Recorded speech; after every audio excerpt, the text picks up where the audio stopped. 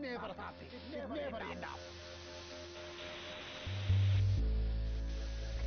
I cannot believe you. Are you saying that advanced cure death?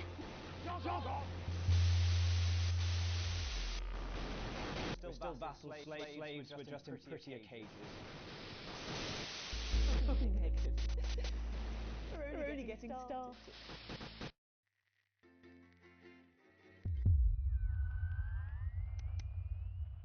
Hello. We're getting right into it. Day 154, a rude awakening. The rhythmic beeping of the heart monitor brings you slowly back to consciousness. In my last, I am the editor of a British newscast, and in my last bit of work, I was having to shock the antenna to keep murderous Furbies is probably the best word to call them. To keep murderous Furbies from destroying the universe. But the rhythmic beeping of the heart monitor brings you slowly, yes. And there was a huge rainstorm and they hadn't fixed everything, and so I would occasionally hit electricity, like it would shock me. Opening your eyes, you're greeted by a semicircle of concerned faces. Your family by your side. A reassuringly familiar sight in these new surroundings. Ooh, sometimes splurging. I'm losing money. You blink a few times to clear the sleep from your eyes and bring everyone into focus. You feel a hand on yours, gentle but reassuring. Sam, they're with you as always. Their expression, understandably concerned, is somehow more affectionate than ever. Chris chimes in from beside them. See? Alex is fine. We missed the game for nothing. You and Chris still aren't on great terms, and it's hard to miss the tone of disdain in their voice. At the end of the last act, one of the broadcasters sang me a song about how I clearly love my daughter more, as I gave her money for a holiday, and I did not give my son the ability to become a Hitler Youth. You'll see soon if you didn't catch the first one. You remind yourself this isn't about Chris and squeeze Sam's hand, smiling at them. The worry lines on Sam's forehead fade a bit. Lord knows you've both got enough to be anxious about without your health being thrown into the mix. With a final smile at them, you turn to the rest of your family. Just as you feel Susie's absence, you notice Charlie fidgeting, clearly trying not to look worried. As soon as you turn to look at him, you can see Charlie tense up. He's clearly battling hard to stay mad at you. You look expectantly at him, but he refuses to meet your gaze. Hey, I'm gonna be fine. We'll be fighting again before you know it. Charlie looks at you and grins, one of those infectious smiles that spreads around the room. It's always good to have him in your corner. Your smile fades as you notice your mother, staring listlessly out the window. Despite all of your best efforts, she's not been doing well lately. Are you okay, Mum? Your mother starts, your call clearly shocking her out of a reverie. She turns to you and smiles, and you're grateful to see the increasingly rare recognition in her eyes. Yes, dear, of course. How are you feeling? You smile warmly and nod, but before you can respond, a doctor bustles in and ushers everyone out. She asks you, for what feels like the 100th time, how you're feeling. Surprisingly well, all things considered. Excellent. There's no sign of any real damage. Just a bit of shock to the old system. Pardon the pun. She smiles.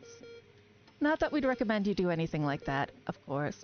After a couple of days' rest at home, you should feel right as rain. She turns to leave, but stops at the door.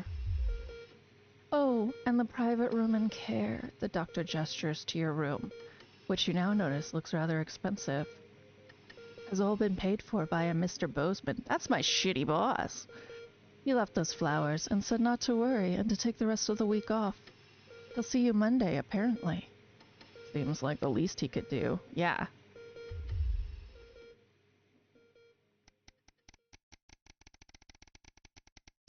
The days are counted from a major election in which a populist party advance won.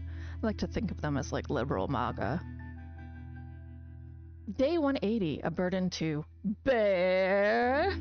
You come home from a particularly late shift to find the kitchen lights still on, which isn't normally a good sign. Everyone's usually in bed by now. Softly opening the kitchen door, you find Sam sat at the table. Bills and papers are strewn in front of them, as well as what looks to be their second pack of biscuits. They give you a quick kiss as you take a seat next to them. Sam frowns and goes back to the bill they're holding. Hey, sweetheart, just looking at these numbers again. They look to the bedroom door, to the door to the pantry, now converted into your mother's bedroom. We've been doing our best, but I think Cassandra really needs a nurse to look after her now. Suddenly, the bills are all you can see. Fortunately, with the money that's been coming in and what we've been able to save, we've got more than enough to keep going. Sam smiles at you. I know things have been difficult and the daily care won't be cheap, but she's your mother. We have to, really, don't we?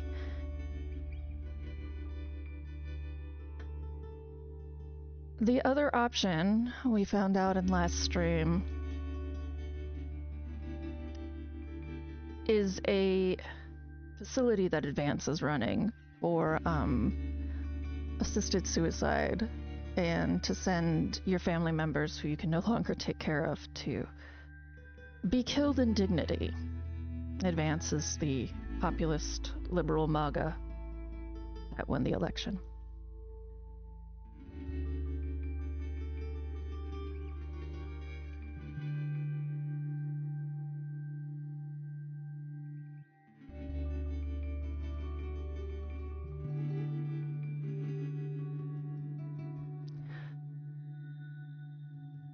You gratefully smile back. Of course you'll pay for the care your mother needs. The sword of Damocles sheathed, at least for the moment. You grab the papers and stuff them into a drawer. It's such a relief to not have to worry about it anymore. Or so you told Sam. Hours later, you're still awake, staring at the ceiling, thinking, how long will the money last?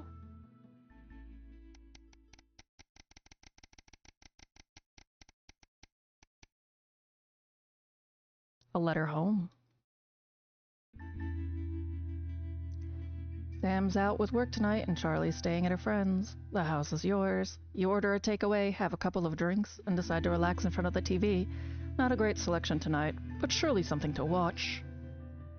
You feel like a laugh, comedy it is. Sam's not here, but you can still... me and Sam like to watch horror together. Shitty horror. You just want to switch off. Action Schiller List of 1. Sam isn't a fan of historical dramas, so you make the most of them being away. Genghis Khan was never really something you were interested in, but the drama's not half bad. You even learn a few things, like the fact his real name was Temujin.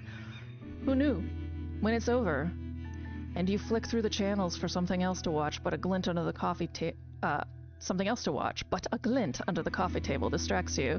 You reach down to retrieve the mysterious device, remembering Sam's note as you do. Hey, sweetheart, Charlie lost Susie's present. Would you mind looking for it tonight? As you hold it closer, you're surprised to find the gift's actually an engraved letter for Chippy. She claims the nickname's affectionate, but Charlie still scowls every time she says it. You're not sure Sam would approve. The accompanying note from Susie explains, Urkistan has a long tradition of glorifying the art of starting fires. Thought you'd like it. Don't do anything stupid, Suze. Hopefully it's just a souvenir and not a new pastime he's picked up.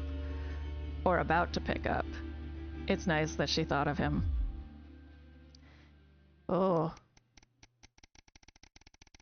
Am I actually going to go to work, or is it just the consequences of my foolish actions? That is the question. Oh, we're going to go to work. Okay, here we go. Here we go. Work time.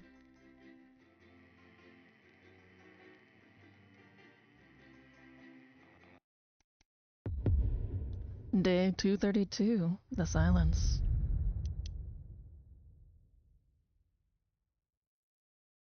Oh my god, are they gone? Are the snuggle fucks gone? Advance entitlement.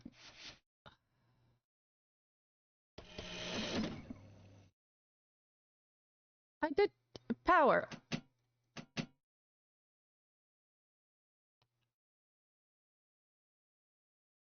speakers. Oh, the. Oh, good. You can tell him all the Thames West casseroles are should have dinner next week. Sports board, the sports game. The bold new shampoo from Eye of the Beholder. Sorry, gonna have to leave.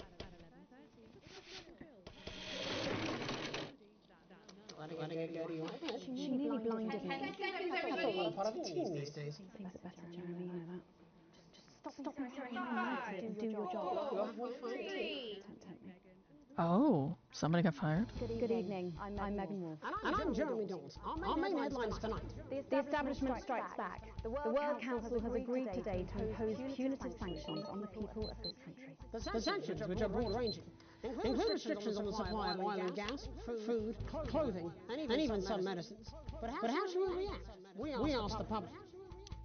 What do you think about all these sanctions? I don't make a lot of difference, Pet. I've lived through 2 World Wars and I smoke 40 a day. If that ain't killed me, I doubt this would either. Thanks, Patrick. Important stuff. Controversial Prime Minister Julia Salisbury attempted to assuage growing public concerns with the following official statement released earlier today. The international sanctions declared against this country today by the World Council remind us that now more than ever we need to come together as a team. Since coming to power, we have eradicated poverty and as a consequence seen crime fall to levels we previously thought impossible.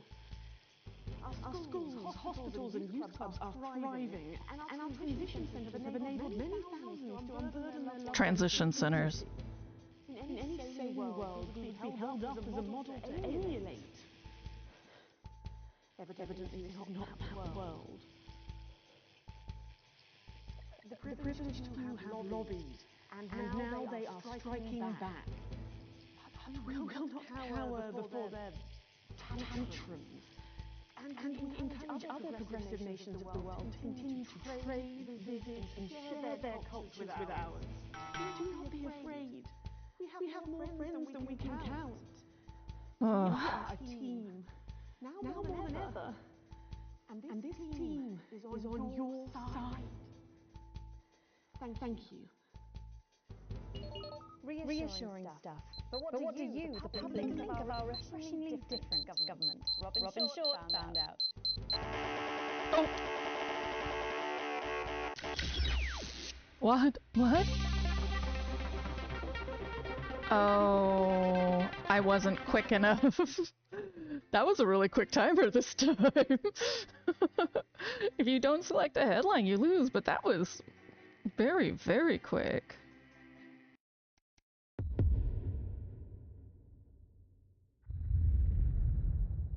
Oh, they got Jenny fired. That's what it is. Facial sabotage. Jenny? Problem? Oh no, Jenny is here. Don't worry, Kath. It'll be all right. No, it won't be all right, Kath. Pack up your weapons of optical destruction and get out. You realise you're going to sound me. I mean it, Kath. Oh wow. Stay where you are, Kath. Jenny? This is not Jenny's decision, Jeremy. Or yours. I'll talk to both. Oh, good. You can tell him all the Thames West casseroles should have dinner next week. Wow. Jenny? Sorry, Kath. Gonna have to leave.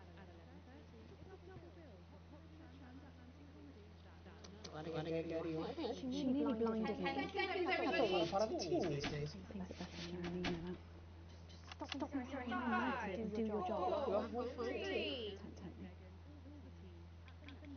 Good evening. I'm Megan Wolf. And I'm Jeremy Dawes. Our main headlines tonight. The establishment strikes back. The World Council has agreed today to impose punitive sanctions on the people of this country. The sanctions, which are broad-ranging, include restrictions on the supply of oil and gas, food, clothing, and even some medicines. But how should we react?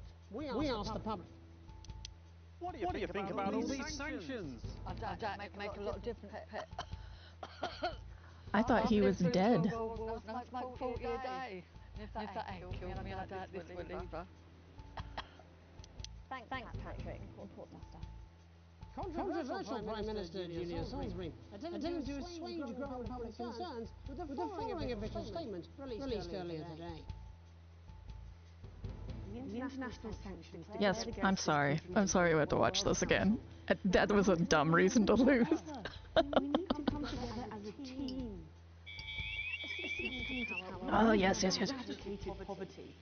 And as a consequence, seen crime fall to levels we previously thought impossible. Our schools, hospitals and youth clubs are thriving, and our transition centres have enabled many thousands to unburden their loved ones with dignity. In any sane world, we would be held up as a model to emulate. Evidently, this is not that world. The privileged few have lobbied, and now they are striking back. We will not cower before Is there an echo? tantrums. And we encourage other progressive nations of the world to continue to trade, visit, and share Oh, their I know why. I got it. Do not be afraid. We have more friends than we can count. We are a team, now more than ever. And this team is on your side. There's a natural echo in this game anyway. Reassuring stuff. But what do you, the public, think of our refreshingly different government? Robin Short found out. Oh, no. It didn't click. It didn't recognize I had clicked on the thing. Oh my god, we have to watch it one more time. I'm so sorry, everyone. I was like slamming the button like, no, I picked it this time.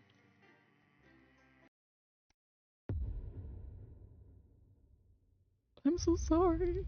Not that long, but still.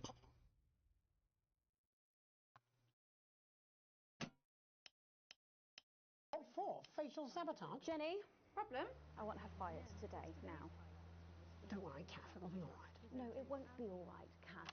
Pack up your weapons of optical destruction and get out. You realise you're beginning to sound like me? I mean it, Kath. Stay where you are, Kath. Jenny? This is not Jenny's decision, Jeremy, or yours. It'll be all right. I'll talk to both of you. Oh, good. You can tell him I'll return his wife's casserole dish at our dinner next week. Oh, Lord. She was I thought so highly of her the first time through. I'm sorry, Kath, you're gonna have to leave. Like the first couple of episodes, but now I'm just like, lady. Letting it go to your head. She nearly blinded me. 10 seconds, I thought we were everybody. all part of a team these days. Things are better, Jeremy, you know that. Just stop being so Going in high and mighty 5, and do your job. 4, You'll have me fired too. 3. Don't tempt me. Whoa. I didn't Good notice that evening. there the last I'm time. Megan Wolf. And I'm Jeremy Dawson. Our main headlines tonight. The establishment strikes back. Yes. The World Council has agreed today to impose punitive sanctions on the people of this country.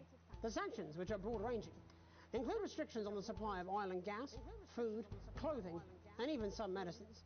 But how should we react? We asked the public. What do you think about all these sanctions? I doubt it make a lot of difference, Pet. I've lived through 2 world wars and I smoke 40 a day. And if that ain't killed me, I doubt this will either. Thanks, Patrick. Important stuff. Controversial Prime Minister Julia Salisbury attempted to assuage growing public Yes, we know. We know. The following official statement released earlier today. We know. Did I put the ads in? Sanctions declared against this country today by the World Council remind us that now, more than ever, we need to come together as a team. Yes. Keep the signal. And as a consequence, seen crime fall to levels previously thought impossible. Our schools, hospitals and youth clubs are thriving, and our transition centres have enabled many thousands to unburden their loved ones with dignity. In any sane world, we would be held up as a model to emulate. Evidently, this is not that world. The privileged few have lobbied, and now they are striking back. But we will not cower before their tantrums. And we encourage other progressive nations of the world to continue to trade, visit, and share their cultures with ours. Do not be afraid. We have more friends than we can count. We are a team, now more than ever. And this team is on your side. Thank you. Reassuring stuff. But what do you, the public, think of our refreshingly different government? Robin Short found out. Hi there. Robin Short, National Nightly News. I was wondering if I could get your thoughts on the current government. I'm not really very interested in politics, really. As Mother always said, leave politics to the politicians, Malcolm. Over to you, fellas. Global mega corporation Remington's Fist today announced that trials have successfully completed on their groundbreaking male contraceptive product, Responsibility. The drug has been passed by the government for general release, but the small print warns that, in rare cases, side effects can include blurred vision, enlarged genitalia, and increased risk of stroke. No double entendre intended. But what do you, the public, think of Sophia Remington's latest venture? Patrick? I don't trust this woman. She made killer Furbies. No, mate. Her body, her baby, her problem. How impressive of you. What'd you say? Nothing. Pipers at the gates of dawn. Commuters in the capital this morning found themselves surprised and amused by the latest stunt from popular pressure group Disrupt. Silent protests were held outside underground stations throughout the capital, bringing a pleasantly surreal quality to the morning commute. Unless, like me, you have a phobia of mimes. But how do we, as a country, really feel about Disrupt? Robin? Can I ask your opinions on Disrupt? Are those the guys in black with the orange fist thing? That's right. Can I be honest? Of course. This is journalism. They scare me a bit. Bubbling up, intrepid scientist Dr. David Wong and Dr. Ingrid Svorsborg-Hawkensford today sent a blueprint of the escape craft in which they hope to finally leave Dante's taint. With expert opinions of the plan running the gamut from optimistically engineered to that looks like something my granddad made in his shed, it sounds like the unfortunate team are going to need all the thoughts and prayers they can get. So what should we think about the escape plan? Patrick Bannon again. So I'd imagine that you think this is a great plan. Oh my God! How did you know? It's a brilliant idea. I hope everyone gets behind them so that they know that we're with them. In spirit, of course. I can't actually go diving because I'm scared of salt. I'm scared of salt. I am not a number. Applications finally open today for the new advanced team membership card. Oh, a scheme no. by the government to allow fast access to all the new public services being introduced daily. The team membership cards are entirely voluntary, but will be recognised as legal identification by all major... Oh no, I don't like that. Don't give me a serial number. I don't like that. Clubs and bars. And of course, there's no charge, Jeremy. It all seems too good to be true. Well, you've always been a cynic. But most importantly, what should you, the public, think about the new team membership cards? Team membership cards? Absolutely bloody not. I made a frowny face. It's the thin end of the wedge, isn't it, Iris? First it's, can I see your identification, sir? And then it's, would you mind bending over the table, sir? So Sergeant State Educated and Constable Regional Accent here can stick their truncheon up your derry hair. Oh, crikey! They should call them what they are. They're bloody ID cards.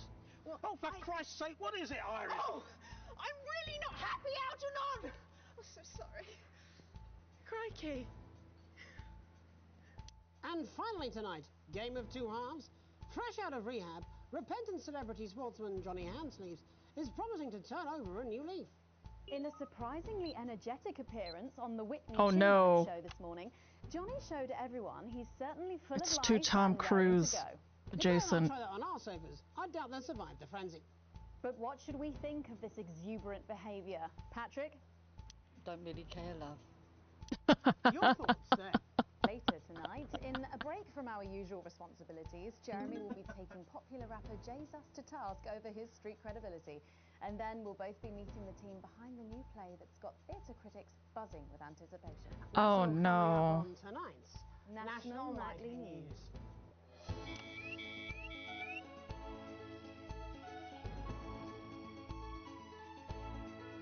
It's gonna be Mr. Bear. It's gotta be Mr. Bear.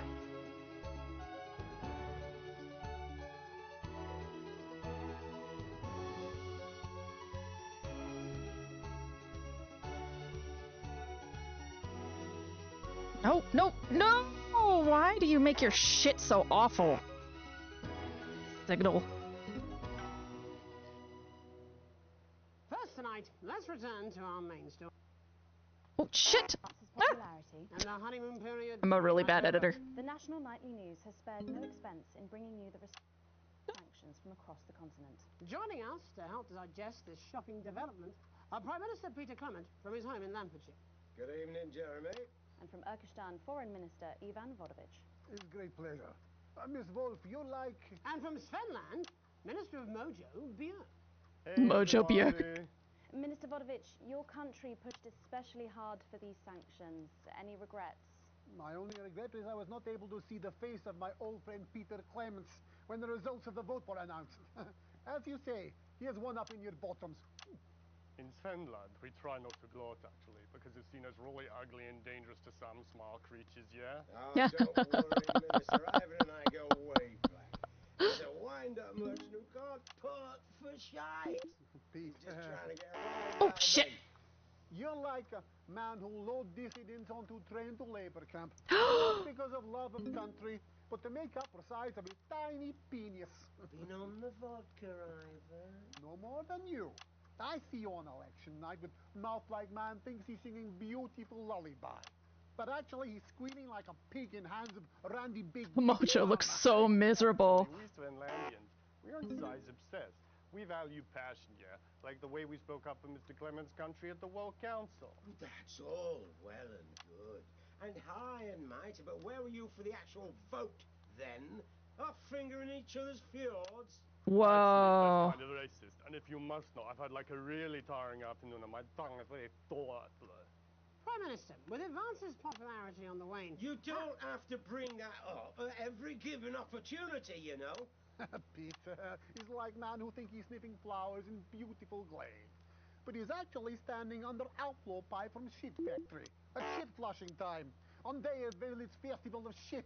I tell him this at 19th hole. Minister Vodovich believes that left to their own devices, people will behave selfishly. It's nature of all beasts. However, in this country, we think our citizens are capable of being more than beasts. Pathetic idealism. Minister Björk, Svenland has long had radically different traditions and culture from the rest of the world, and yet it peacefully coexists. Why do you think that is? Well, you know, I think maybe the world sees us as something they can actually spiritually be enlightened to, yeah? Yeah, or maybe it's the orgy houses. Sometimes, when foreign dignitaries come to visit us, they're actually quite skeptical, actually. Actually. So we take one visit to the Donga district and show them what like a progressive, enlightened society looks like, yeah? Shit of bull. Svenland is like woman Fuck. who thinks she makes best I'm really cake bad at in censoring. village hot baking contest. And then when she slices it open, it's just full of piss and cum. That's just really gross, actually. Svenland is a teeny tiny country. With population smaller than number of people, Peter Clements is sex with his teeny tiny penis. It's not all about size, actually. Yes, that's what Peter Clements always claimed. I'm talking about population size. And I'm talking about Peter Clements' tiny... Oh, fuck off, Ivan! Oh, Prime Minister, please. Look, it's so easy to sit on your pile of money and gloat, innit it, pal? You're a I'm not. shite It's leader, like rubbing your stomach while chewing gum or something. I'm just not keeping up with it. You're a bit of a cunt. Prime Minister, please. It's you who is cunt. Minister Vodovich, please. Your people are fucking starving, pal. We will see how well fed your people are when the sanctions start to bite. You think your man like big, scary wolf. He's going to his happy place. Terrorizing village, when actually a pathetic goose person searching puddle for tiny dropped-off penis. Why are you so obsessed about small cocks, mate? In Svenland, we believe like the size of your penis isn't as important as the love it contains, yeah? Oh, fuck off, yeah. Okay, if everybody could just calm down. You're so smug on golf course. They are like man who... You're so smug on golf course. How it gives birth to beautiful lady girl. But now you start to see, yes? The people never happy. It's never enough.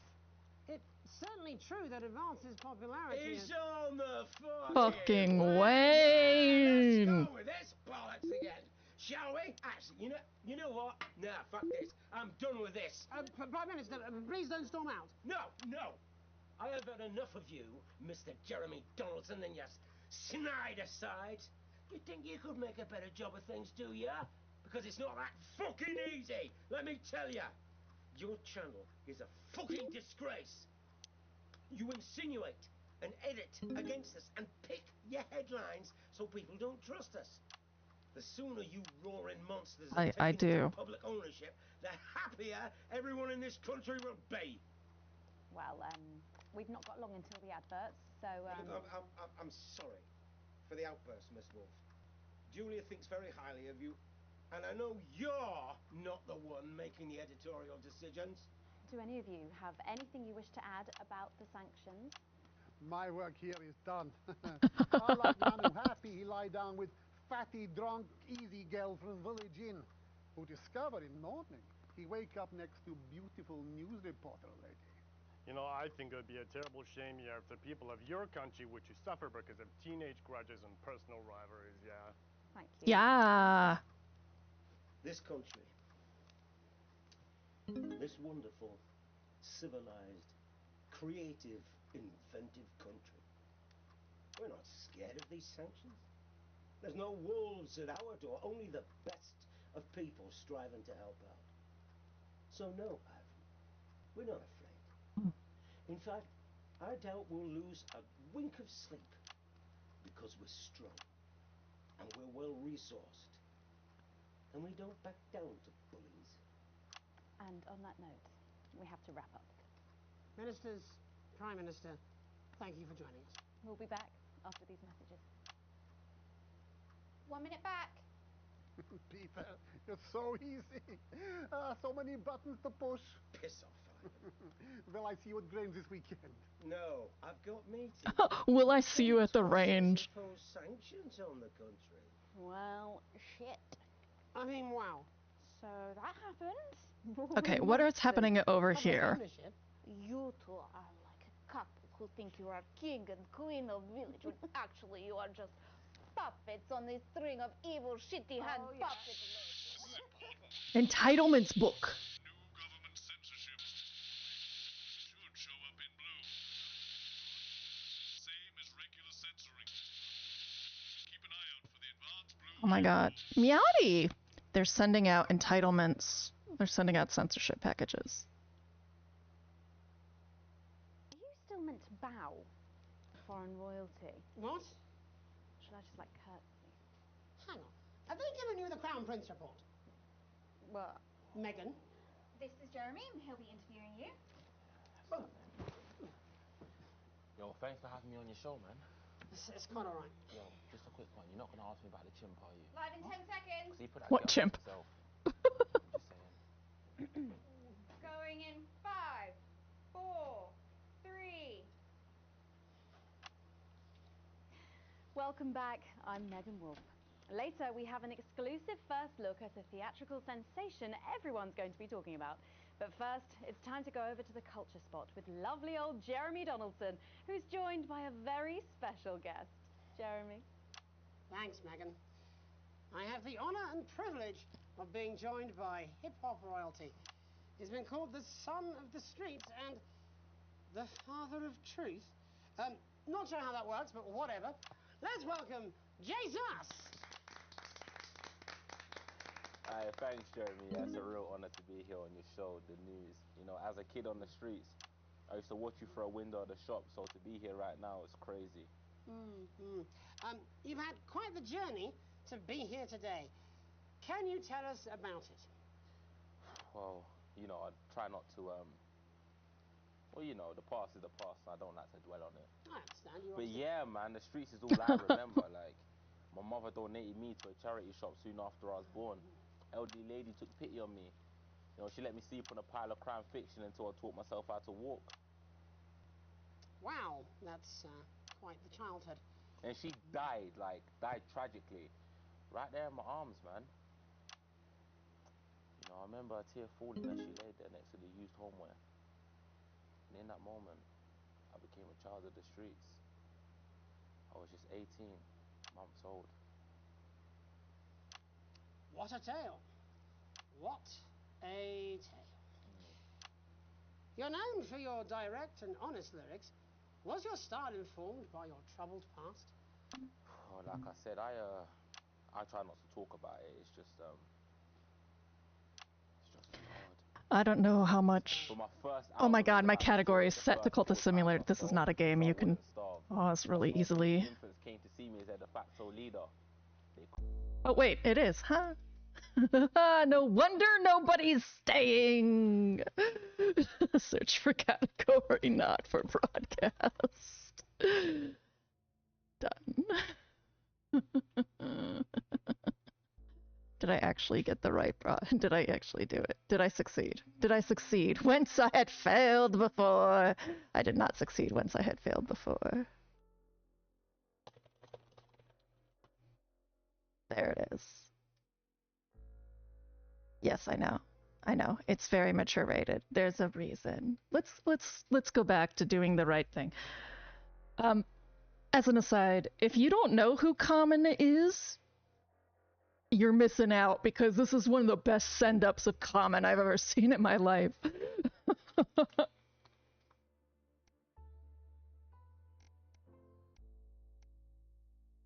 Call me Mr. Cheese Slice.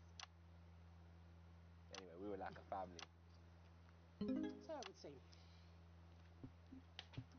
Recently, you've been quite outspoken about the government. Yeah, fuck the government. Fuck Advance. Fuck Peter Clement. What is it that you object to so vehemently? Well, you know, they stole from us. They're taking our money and spending it, man. Redistributing it. Actually, homelessness has been all but eliminated in the last couple of months. So? Surely that's a cause close to your heart? Yeah, nah, of course, man, very much so. I just mean, like, way to go, Jeremy. I have to pay for it, you know? You don't. People have been rehoused on property seized from the historically wealthy. And that couldn't have been you, could it? Look, yeah, I worked hard to be here. I built this from nothing, and I deserve to be rewarded for that. Would you say you worked harder than, say, a farmer or a care worker? Oh, I love this. But if people are taking something from my music, choose to value it, buy it, who's to say I don't? And no one can take that away from me. Not even to help, say, vulnerable children? Mr. Cheese Slice. What is it you're trying to say? I just don't understand where you've placed yourself politically. I mean, is it ideological or is it tactical? Well, it's more of a, or like... maybe it's hereditary. Stop trying to tie me in knots with your words, Jeremy. I let the music speak for itself. And the people agree with me. Well, that remains to be seen. But you have given me a very easy segue out of a conversation that I promise you was much more painful for me than it was for you. So here he is with his hit song, Mrs. Ludlow's Tears. Oh no, I'm going to do something a little different. It's a new single I've been working on. Oh, so this is unapproved, is it? Yeah, you love it. Excellent. Don't worry, we've got a state-of-the-art censorship system. What's the worst that could happen? You could stress me out. Oh, we're lucky. It's Jesus! First, you're gonna pay all. You're gonna pay back.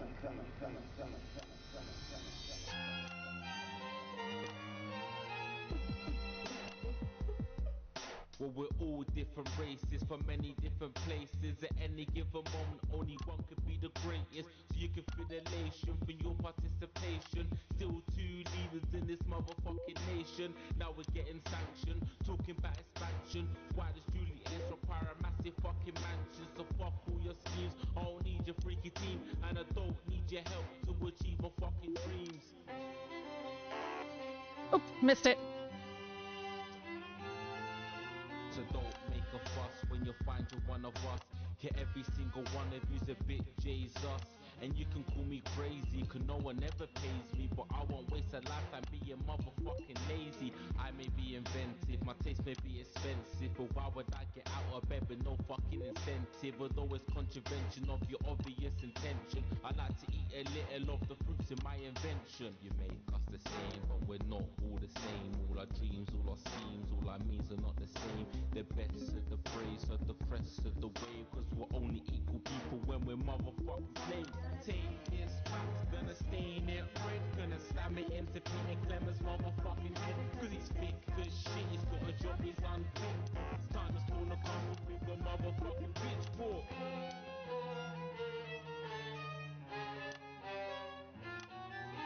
So this is for the snobs, ones the push and the shove, ones the folk to feel the burden of Fuck, this is actually a dope song.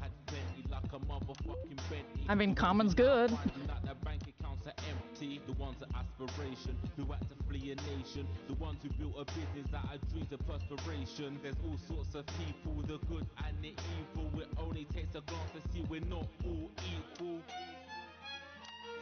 I don't know how I feel about your lyrics, man. But we're not all the same. All our dreams, all our schemes, all our means are not the same. And the best of the brave serve the threats of the wave. Cause we're only equal people when we're motherfucking slaves. Gonna take this fact, gonna stay here red. Gonna slam it into Peter Clement's motherfucking head. Cause he's fake as shit, he's got a job he's unfit for. Time to pull a puzzle with a motherfucking pitchfork. Get out of your seats, get your asses in the streets. Set a fire in the building, let him feel some fucking heat. Say you hate to go getters, no squilling betters, and burn them on the pyres of advances fucking letters. Gonna take this fact, gonna stain it red, gonna slam it into Peter Clement's motherfucking head. Cause he's fake as shit, he's got a job he's unfit for. Time to pull the puzzle with a motherfucking pitchfork. Chase that dream, you don't need a fucking team. And advances little dances aren't as harmless as it seems. Cause they're stale and corrupt, then you're angry or rough. Then your hearts and your minds and your fists to destruct.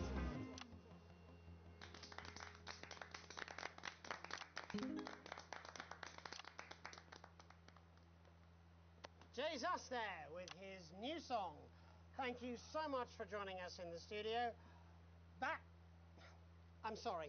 I may not agree with you, but I'd just like to offer you an apology.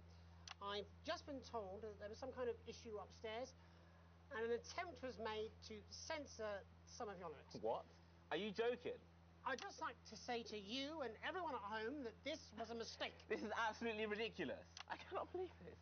Here at the National Nightly News, we pride ourselves on remaining neutral, Bless unbiased, you. and independent of any outside interference. You have my word. We will never censor ideas. Back to you, Megan. Yeah, hell yeah. A bit of dangerous language there, sorry about that. Well, thank you to little Jeremy Donaldson I miss for Roy. being our culture spot. Coming up, we'll be speaking to a couple of familiar faces about their upcoming dramatic outing. Don't go away. We'll be right back after this. Ooh.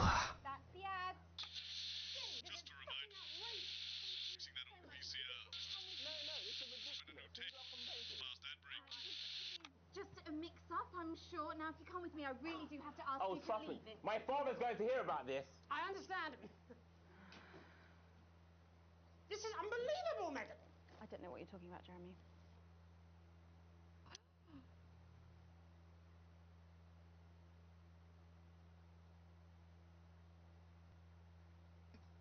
You fucking stooge!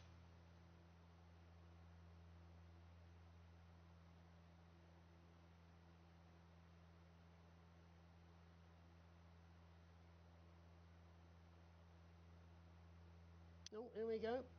Oh, shut up, stop it. Look at him. If we could just get you in position. Oh, say no more. Say no more. Jeremy got himself part of the Prince thing. Algebra. Vividly. And Mr. Harris, and this is Ms. Radin. Oh no, wait. Oh no, wait. This is. Oh. Who'd have thought it? Perhaps a lower order demon. This is awfully exciting, isn't it? Oh, this is the play part. Okay then, we're going live in 10 seconds. Opening on camera 1.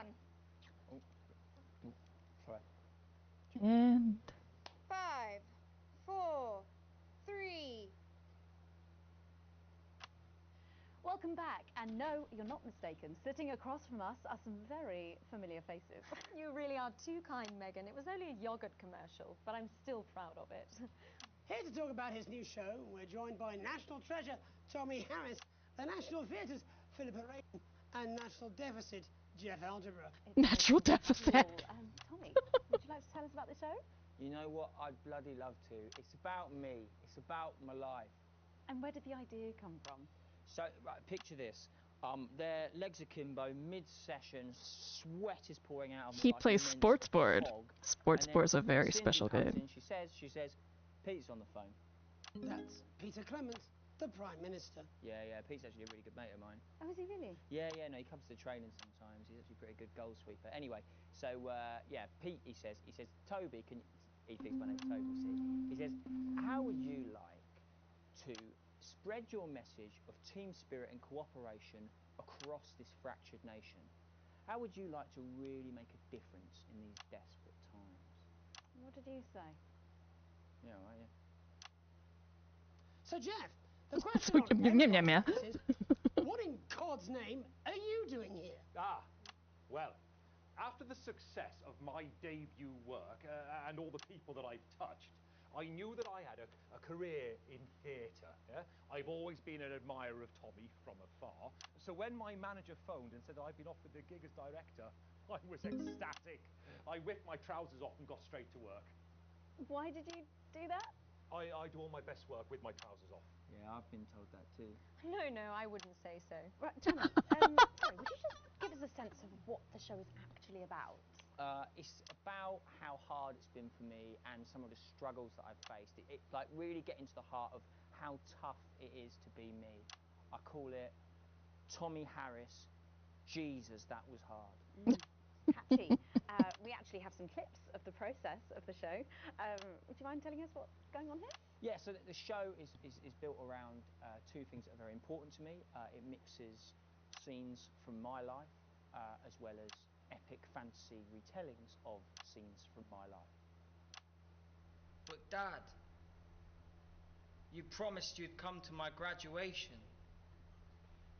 I'm sorry, son. You're an embarrassment.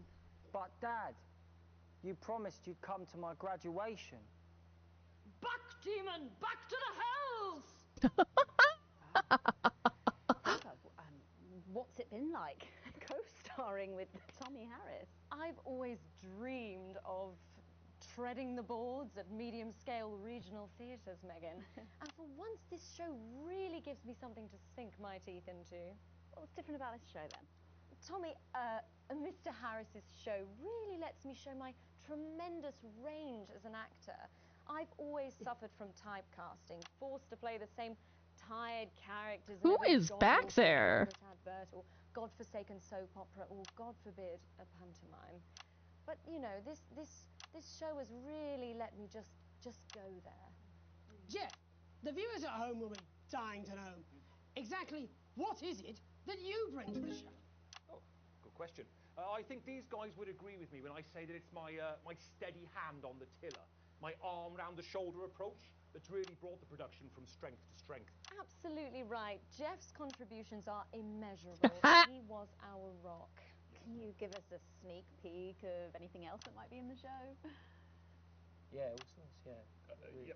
We've got lots of exclusive first-hand experiences of Tommy's time in the underground sports board scene. And some epic fantasy retellings of Tommy's time in the underground sports board scene.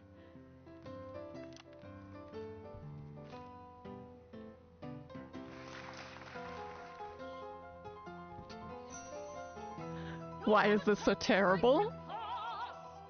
And am I right in saying this was officially commissioned by the government? Yeah, all paid for by the taxpayer, which, you know, to be honest, is actually a lifesaver, really. I think it's fair to say that without Advance's support, we'd have had to cut the finale. Yeah. Which, frankly, would have been a travesty. Oh, God, Jesus You do this every night. Absolutely. It's a metaphor. For what? Death. And the public are footing the bill, are they? Too bloody right they are. Between the cost of my tour bus and the dry cleaning and my ties, I'm barely scraping a profit here. Amazing. And where can the folks at home come and see this for themselves? We're performing all over the nation. And people can see it for absolutely free, all courtesy of Advance. Isn't that incredible, Jeremy? Yes, it's unbelievable, Megan. Well, thank you all so much for coming. Next time we see you, no doubt, you'll have taken our jobs. Yeah. That's all we have time for tonight. Join us tomorrow when I'll be interviewing the world's most attractive horse. I'm Jeremy Donaldson. And I'm Megan Wolf. And from all of us here, have a peaceful night. That's the ads. Let's get reset for tomorrow, please. Hey, we must Adverts! stop I don't have any adverts! I can't.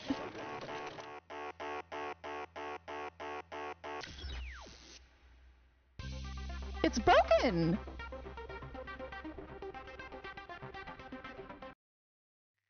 Do I have to start from the beginning?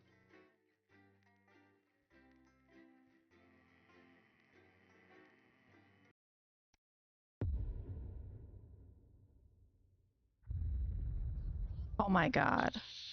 Just a reminder, fixing that old VCR. Pop in a new tape. Past that break. Oh. Oh, here we go. Oh, no, I can't stop it. Look I at see. him. If we could just get you in position. Oh, say no more. Say Oh. no more. How do I skip ahead? Mr. Algebra Vividly. and Mr. Harris, and this is Ms. Raiden. What? Oh no. You're back together again, eh? Who'd have thought The it? segments are so long. Yes, it is awfully exciting, isn't it? Right, okay then. We're going live in 10 seconds, opening on camera 1. Right. 5, 4, 3. Welcome back, and no, you're not mistaken. Sitting across from us are some very familiar faces. You really are too kind, Megan. It was only a yogurt commercial, but I'm still proud of it. Here to talk about his new show, we're joined by national treasure Tommy Harris, the National Theatre's Philippa Raiden, and National Deficit Jeff Algebra. It's so lovely to have you all. Tommy, would you like to tell us about the show? You know what? I'd bloody love to. It's about me. It's about my life. And where did the idea come from? So, right, picture this. Their legs akimbo, mid-session, sweat is pouring out of me like an immense hog. And then Cindy comes in, she says, Pete's on the phone. That's Peter Clement, the Prime Minister. Yeah, Pete's actually a really good mate of mine. Oh, is he really? Jeremy, Yeah, no, he comes I'm to in your training fan club. sometimes. He's actually a pretty good goal sweeper. Anyway, so Pete, he says, Toby, he thinks my name's Toby, see? He says, how would you like to spread your message of team spirit and cooperation across this fractured nation? How would you like to really make a difference in these desperate times? What did you say? Yeah, right, yeah. Yeah. So, Jeff, the question on everyone's lips is, what in God's name are you doing here? Well, after the success of my debut work and all the people that I've touched, I knew that I had a career in theatre. Yeah? I've always been an admirer of Tommy from afar. So when my manager phoned and said that I'd been offered the gig as director, I was ecstatic. I whipped my trousers off and got straight to work. Why did you do that? I do all my best work with my trousers off. Yeah, I've been told that too. No, I wouldn't say so. Right, Tommy. That burn sorry, would you just still give us a hits sense of just as what the fiery. show's actually about? It's about how hard it's been for me and some of the struggles that I've faced. It's like really getting to the heart of how tough it is to be me. I call it Tommy Harris, Jesus, that was hard. Catchy. We actually have some clips of the process of the show. Would you mind telling us what's going on here? Yeah, so the show is built around two things that are very important to me. It mixes scenes from my life as well as epic fantasy retellings of scenes from my life. But Dad, you promised you'd come to my graduation. I'm sorry, son. You're an embarrassment. But Dad, you promised you'd come to my graduation. Back, demon! Back to the hells! Wow. Philippa, what's it been like co-starring with Tommy Harris? I've always dreamed of treading the boards at medium-scale regional theatres, Megan. And for once, this show really gives me something to sink my teeth into. What's different about this show, then? Tommy, Mr. Harris's show really lets me show my tremendous range as an actor.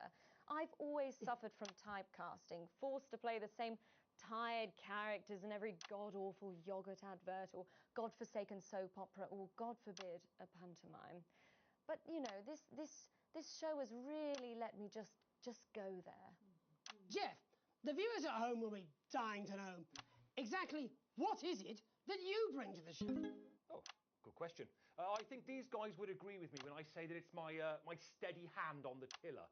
my arm round the shoulder approach that's really brought the production from strength to strength. Absolutely right. Jeff's contributions are immeasurable. He was Must get the wedgie pick. Can you give us a sneak peek of anything else that might be in the show? Yeah, all sorts, yeah. Yep. We've got lots of exclusive first-hand experiences of Tommy's time in the underground sports board scene. And some epic fantasy retellings of Tommy's time in the underground sports board scene. Yeah, here we are again. We're almost done. I'm sorry I was incompetent.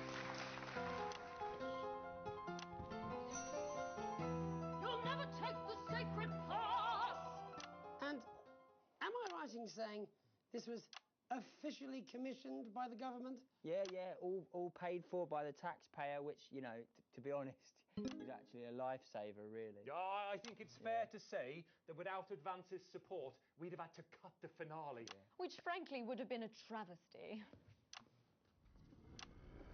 Oh, God, Jesus Goodness, and you do this every night? Absolutely. Oh my god. For what? Death? Oh shit, wrong button. The public are footing the bill, are they?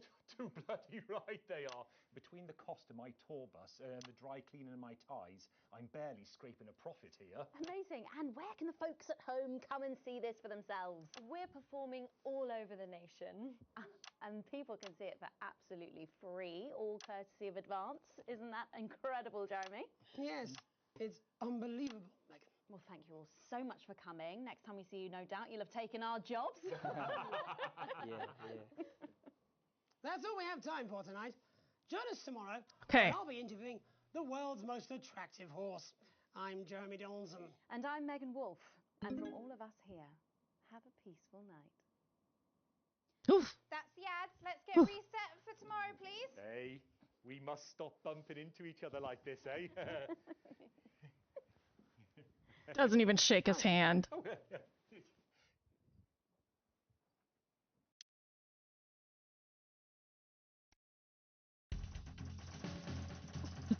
Hey, A+, because I had to do it twice. You have received your full wages. Current wealth, not worrying every day. Shares. Neutral. Nobody likes me. So here is where I can see things like what they were saying while stuff was going on.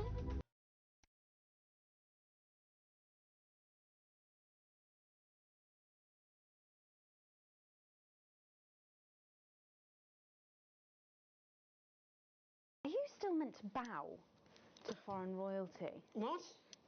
Should I just, like, curtsy? Hang on. Have they given you the Crown Prince report? What? Megan?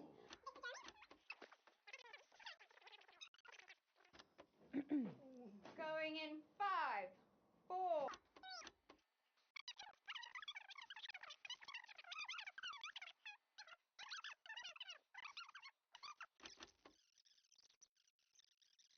Oh, actually, I don't think there's any in the background here necessarily.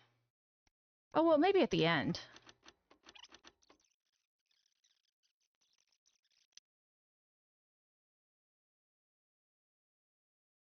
Looking for secrets.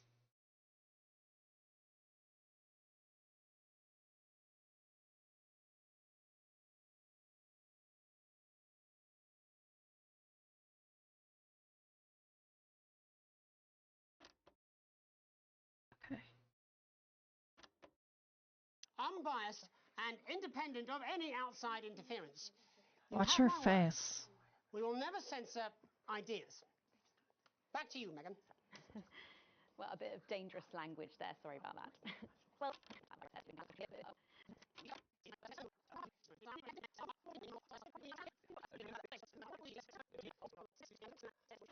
Huh.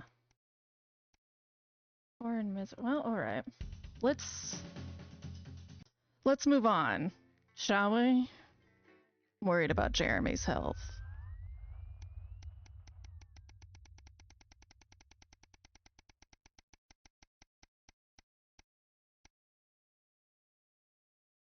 A sign of things to come. Shopping, something that always seemed so tedious before the sanctions, has become even more of a chore now. You managed to get almost everything you needed for the family this evening, but you'll have to come back tomorrow to get through the week. There's a queue to leave the car park, though it's hard to make out why in the dark. Hopefully whatever is causing it won't be long. As the final car in front of you drives off, you realize the queue is actually due to a checkpoint set up at the exit. A friendly-looking man in an advanced uniform, CCO emblazoned in a number of places on it, approaches your car and knocks on the driver's side window. You roll it down. Good evening. Nothing to worry about. I was just wondering if we could see your team membership card, please. Weren't these cards supposed to be voluntary? I'm sorry, I don't have one. That's not a problem. We've got forms with us right here. We're more than happy to sign you up. The man gestures to his colleague behind him, a young woman in a similar uniform. She clearly received the short end of the stick and is stuck with the paperwork. I thought these cards weren't required? Well, strictly speaking, they're not, but there's also loads of benefits to having them and no reason not to get one. His smile fades a bit, and when he puts a hand up to scratch the back of his neck for a moment, he leans over you, his presence now seeming a little intimidating.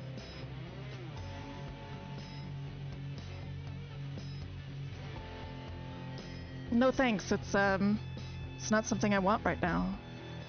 Almost instantly, the friendly demeanor is gone, and his expression is of stern disapproval.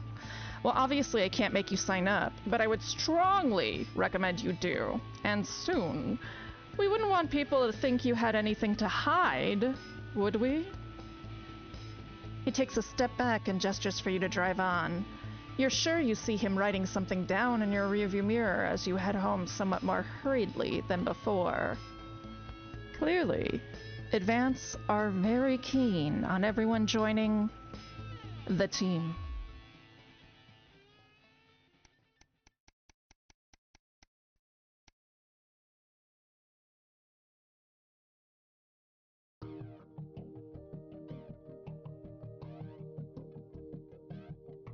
An invitation worth ignoring? It's a Saturday, one of your few days off, and you've made the most of it. But as late afternoon draws on, the invitation sits pinned to the fridge, staring accusingly at you. The Channel 1 Gala is a mandatory work event, Bozeman was very quick to tell you. Also, don't you dare be late. You've already skipped a work weekend once. You can't do it again. Best go. Best start getting ready. You wonder if Sam will give you a lift. A drink or two might help with the enforced office socializing. Hopefully it won't be too bad. After all, you're, pretty good at your job? Question mark. Day 290, a national news night. God, I've been to so many of these. I hate them. The stupid round tables and the themed bullshit. The only one I've ever been to I liked was the fundraiser for Feral Cat Coalition of Oregon. You arrive on time, barely, at the Solvanian. The Solvanian? One of the oldest and grandest hotels in the capital. You're surprised to see a queue to get in, and quickly realize it's because people are being searched at the door by some very military-looking personnel in smart attire. While you're waiting, you can't help but notice just how very opulent the building is, possibly the fanciest place you've been to in your life. You submit to being patted down, and with a sigh of relief, are let into the hotel. Once inside, you're directed to the grand ballroom, and following the signs, you marvel at the sheer scale of the place and the amount of armed security guards. When you finally arrive, a very severe-looking woman at the door asks for your name. I'm Alex Winston. She curtly checks her list before whispering something to the waiter beside her. You've made it just in time to be seated before dinner, please. Follow Emmanuel here to your table. The waiter smiles at you and opens one of the great double doors, gesturing for you to enter. Immediately, you can see why it's called the Grand Ballroom. You pause for a second to take it all in. I really like that these interstitials are text because it can be so much. You're watching all of that FMV. It's nice to have this break. You feel a slight tap on your arm, and Emmanuel gestures for you to follow him. He seats you at a table in the central floor area with a decent view of the stage. Clearly you're in Bozeman's good books at the moment. You're sat with some colleagues you've seen around the Channel 1 offices before, but don't know that well. One of them informs you far too excitedly. It's a very corporate evening of awards and speeches. At least the food should be good. Dinner is indeed lovely, and with the help of the, no doubt, very expensive wine, conversation flows easily enough. In fact, much to your surprise, you're actually presented with an award for Best Newcomer to the Channel 1 family. Well, this was unexpected. As you walk up to collect it, you recognize the presenter as Dr. Adrian Atkinson Blimey of Incisors fame. He thanks Advance for sponsoring this year's gala, before specifically thanking Prime Ministers Julia Salisbury and Peter Clement for being in attendance tonight. As you take to the stage, you see the frontmost central table does indeed seat the Prime Ministers, as well as Bozeman, Meghan, and some other very well-to-do types that you don't recognize. Man, I always forget that in truth, like, Great Britain is not huge. It's not nearly as hard for a prime minister to, like, be in a lot of places. That explains all the security. As you're handed the award, Dr. Atkinson Blimey asks if you'd like to say a few words.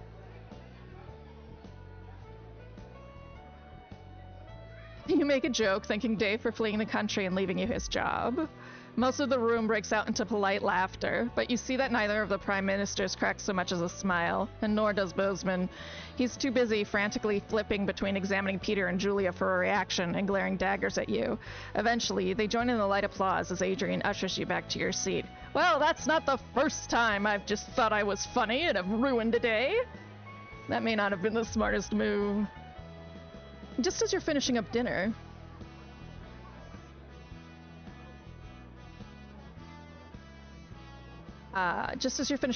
one of the other people at your table points behind you. As you turn, you see Bozeman walking briskly past with Julia Salisbury and Peter Clement in tow. You're pretty sure he was pointedly ignoring you. He seems to be introducing the prime ministers to a selection of people at different tables. Better them than you. That's a bummer. I would have loved to meet them and tell them they suck. Okay, they don't suck for ending homelessness, and they don't suck for ending poverty, but they really suck for giving us ID cards and killing old people. Vic, no, it's shorter to drive across the UK than from one end of Kelly to the other. Yeah. You finish off the rest of the meal listening to the last few speeches and then head home. All in all, it was a surprisingly nice evening. You might actually look forward to the next one, providing Bozeman invites you to that one. Of course, no. I'm gonna be blacklisted. That's my usual corporate life. Not where Hildy's go. Day 296. Alright. It's time.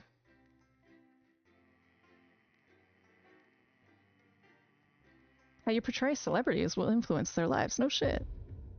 The heat wave. Oh lord, look how, oh my god.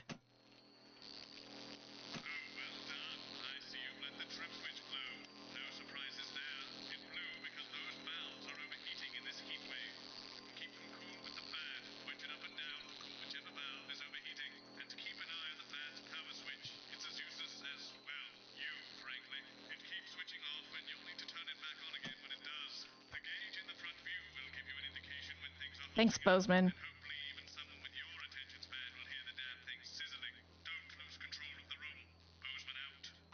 Thanks, fucker. I'm sweating like Peter Clement in an off-licence here. Okay, we're working on it. What, you've got someone to hose down the sun, have you? Yes, they've just strapped on their wax wings. Classical illusions are no substitute for air conditioning. You know, I genuinely thought you'd be in a better mood today. She's not even here. Yes, but he is. Our gun-toting handler. Who, Andy? I don't know what the fuck. Oh, look at our brand new He's VCR. here to keep us safe from people like Disrupt. More like keep us in line. I hate guns. Give me the willies. 10 Guns seconds, do everybody. give me the willies too. Actual real news tonight. Well, the world's on fire. That good enough for you? Going in 5, 4, 3. Good evening. I'm Jeremy Donaldson. Our main headlines tonight. Siege mentality. The World Council today established a military blockade to enforce the unjust and punitive sanctions now entering their 10th week. In a statement from team headquarters a short time ago, They're exactly the same. Prime Minister Julia Salisbury issued a commanding response to this unprovoked escalation. Ever since these illegal sanctions were imposed, we have gratefully relied upon trade and aid from our worldwide friends who, like us, refuse to recognise their legitimacy.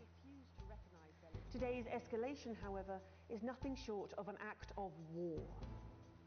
We call upon our international allies to condemn this blockade absolutely, and we warn aggressors to this country that we are neither meek nor defenceless. Thank you. Oh, Jesus. New Leaf, former footballer Johnny Handsleeves has made a surprising revelation about what he plans to do now he's leaving rehab. Having successfully finished his treatment for facing public indifference, the sporting hero has decided to step away from public life and dedicate his time to the betterment of others. His decision to abandon professional sports for a life of science has shocked even those closest to him. His former coach, Jimmy Tracksuit, said it's such a shame to see someone so good at kicking a ball give it all up to advance the frontiers of human medical knowledge. In it to win it, exciting news from Advance today with the announcement of a new monthly prize draw for all team membership card holders. Every month, lucky winners from across the country. Oh my God, I don't really get any options. To receive what Team HQ are describing as unique prizes worth more than money used to be. Take up on the scheme has been much higher than expected, and if this lucky winner's delighted face is anything to go by, it looks like pretty soon everyone's going to have. Huh?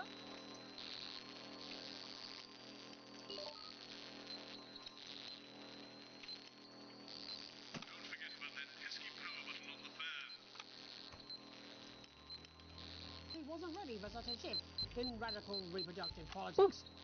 Relentless CEO Sophia Remington has refused to bow to public pressure and give up on the treatment.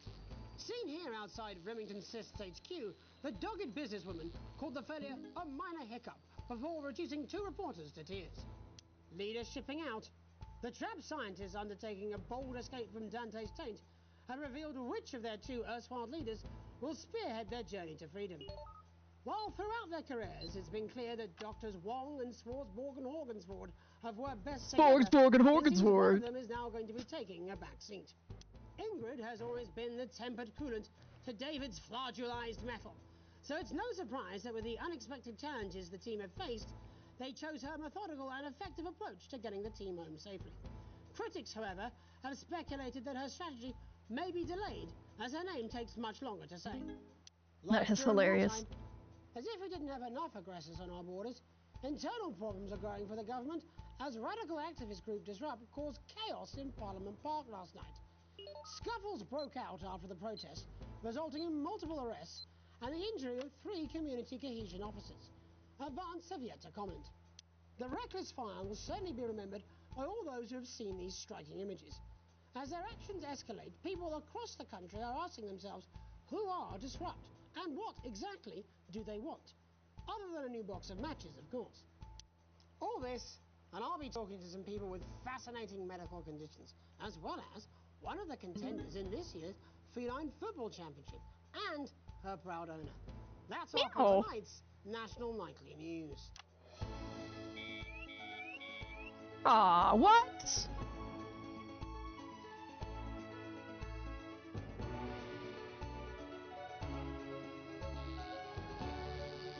Oh.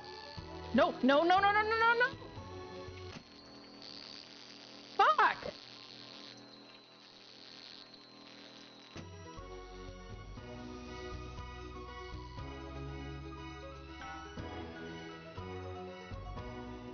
But first tonight, our team of correspondents has been dispatched to every corner of the country to see how the people of this great nation of ours are coping with this unprecedented hot weather.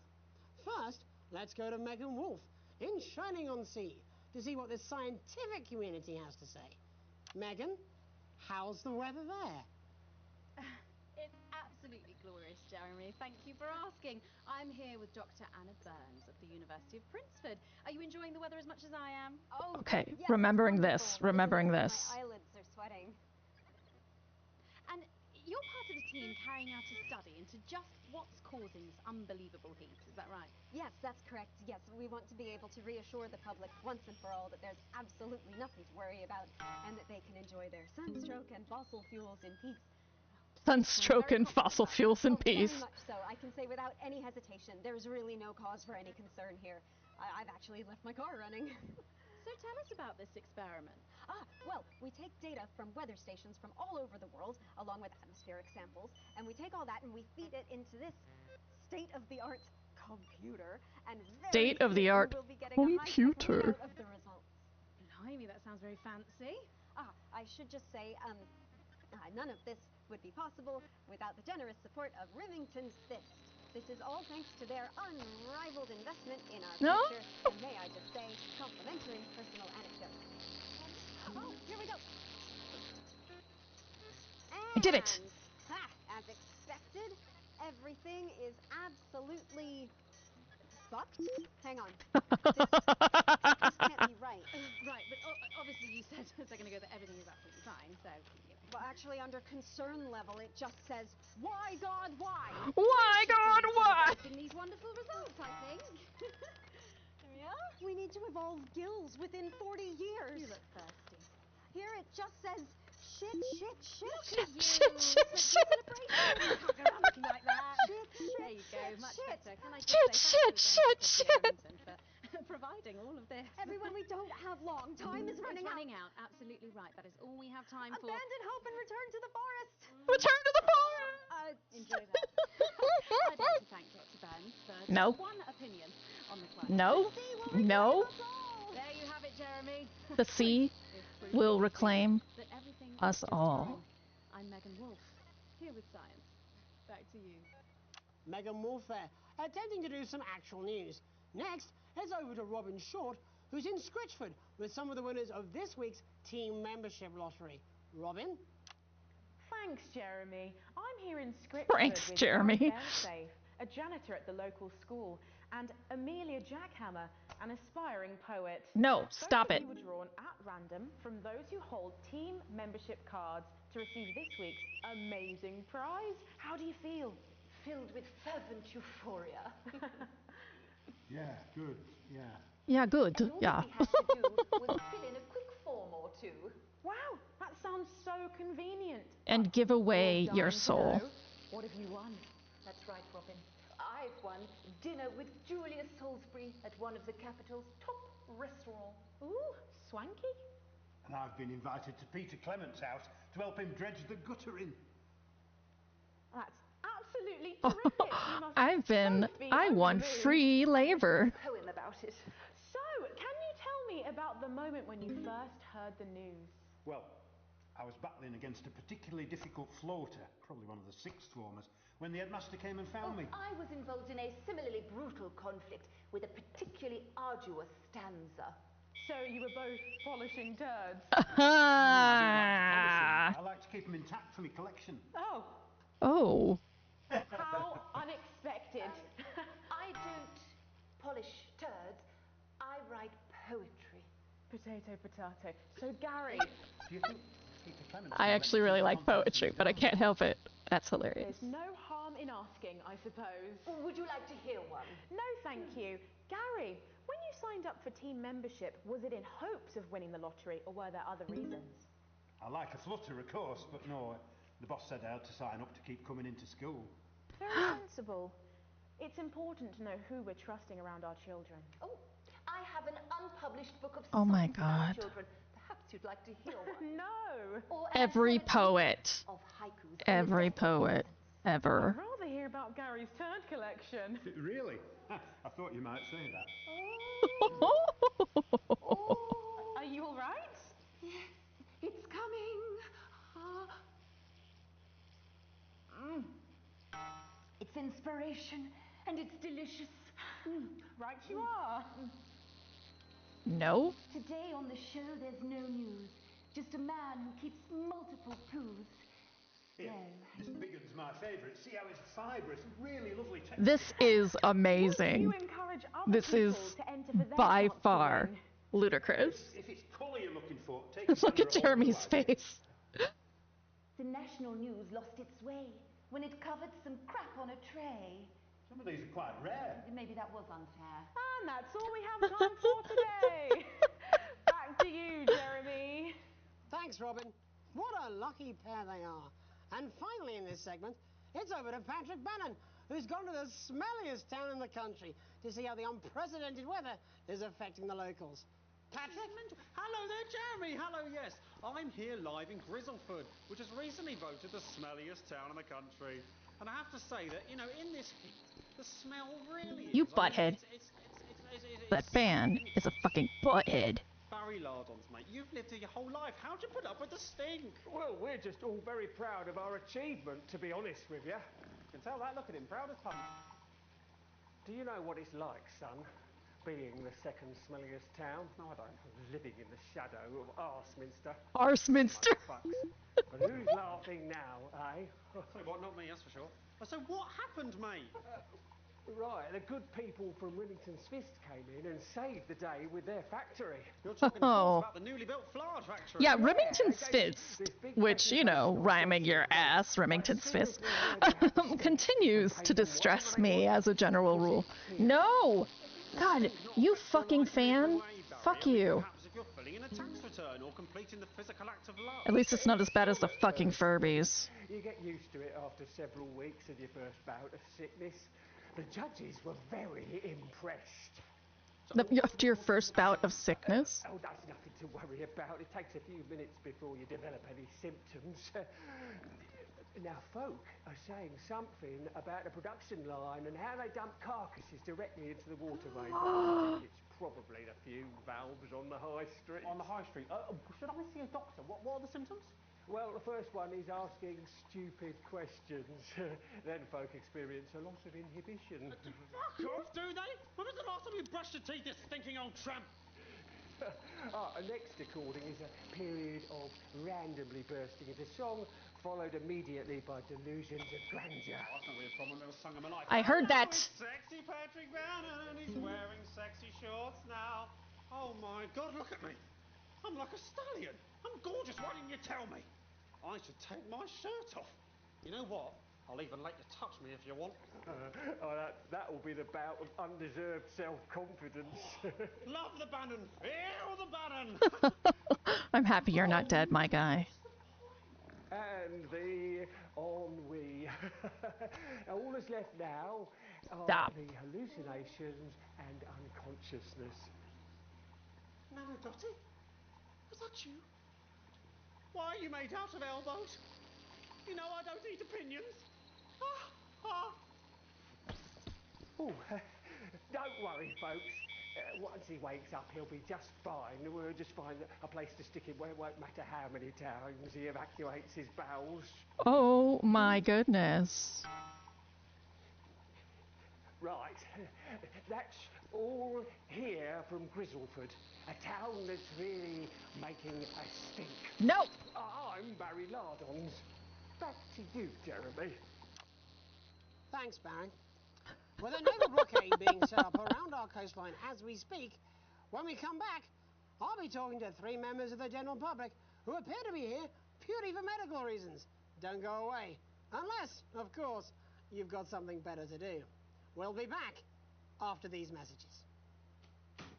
Our next guest has some unsuitable opinions for the evening news. Keep your eyes and ears peeled for subversive talk. No, thank you. If you could try not to undermine the station tonight, people are starting to notice you. And I can't do this anymore. You say this every Friday. I've done something. What do you You've done something. Jeremy?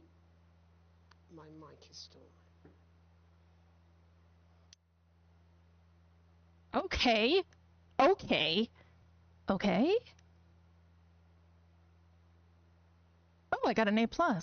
Hey, I'm not bad at my job for once.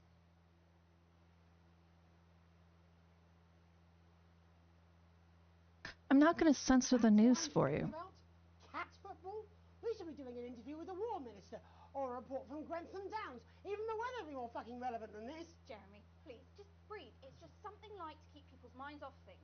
Exactly, which is wrong. People's minds should be very much on things. I can't believe when I started this, I was like, they look 2, they look 12. God, they've done such a good job with makeup in this. They look so aged and hardened. Oh. 3. Welcome back to the National Nightly News with me, your host, Jeremy Donaldson. Later, we'll be talking to the captain of the territory's first cat football team, Professor Pumpkin. But first, I'm joined by 3 guests with some balmy bodily behaviours. Joining me is a woman who's been hiccuping for over 9 months. Isn't that right, Miss Piercy? Yes, that's right. Yes. Tell us, what brought all this on? Well, it's all a bit of a blur, Jeremy, to be totally frank with you. See, I was watching your show and I remember seeing the news about the election, and it hasn't stopped since. Oh, it's from stress. Also here is Frankie Steampipe. Perhaps you could explain to us exactly what your physiological fourboil is. I'm here to say it's high time people like me were respected.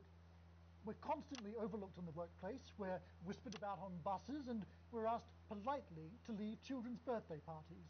And it's disgusting. We're gonna go for some low humor here.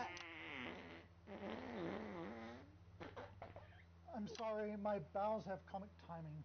And finally, I'm joined by a man who answers every question honestly, even when it isn't aimed at him. How do you cope with that, Mr. Truman? With a combination of booze, self-hatred, and hardcore pornography. Is that Not according to my therapist. right? No. In that case, let's speak to Rose. Tell me, how does the hiccuping impact you? I get shushed a lot, which is hard. Oh. They've asked me to stop answering the phones. It's really affected my confidence. Well, I find it really fucking irritating. Do people tend to believe your story? Fuck no.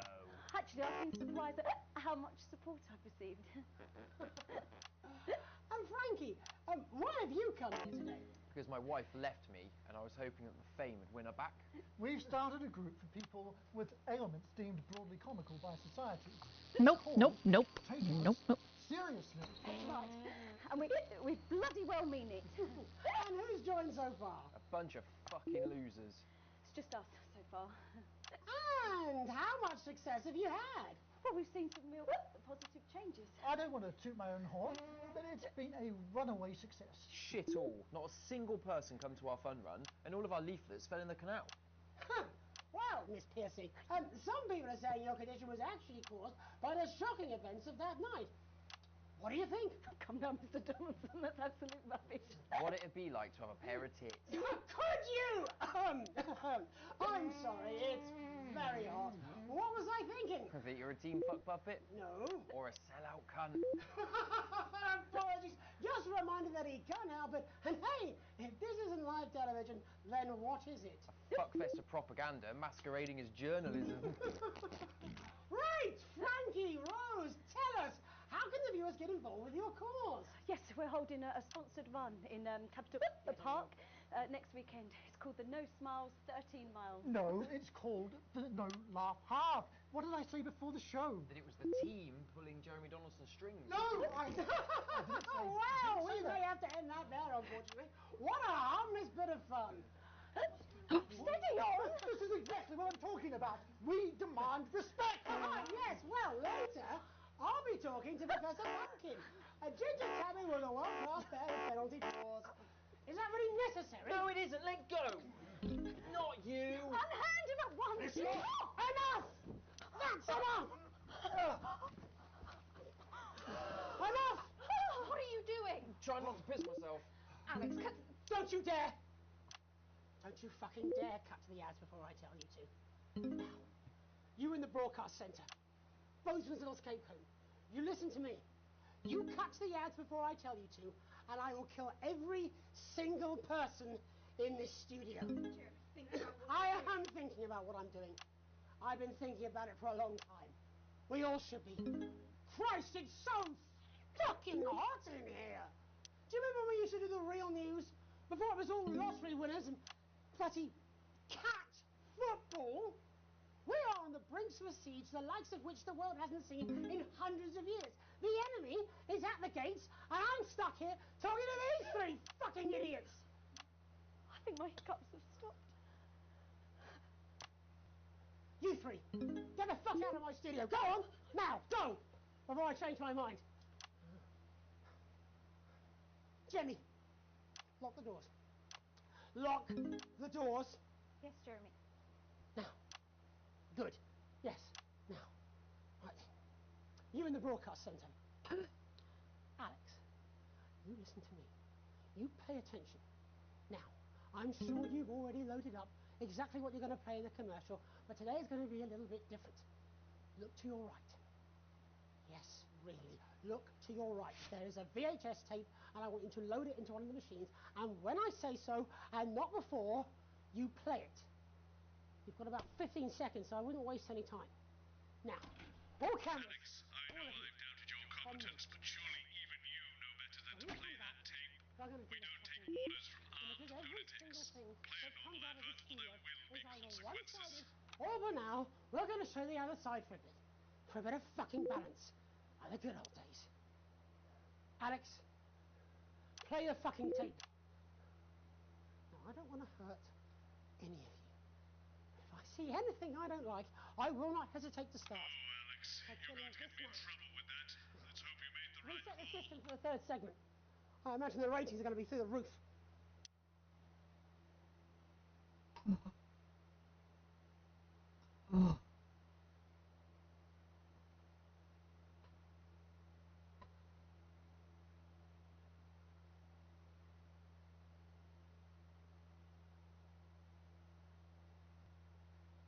And you know the team membership card is an ID card.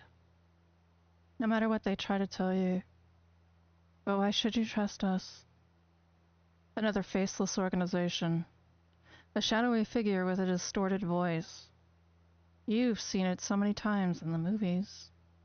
Well, this is not a movie. Oh, this crazy motherfucker!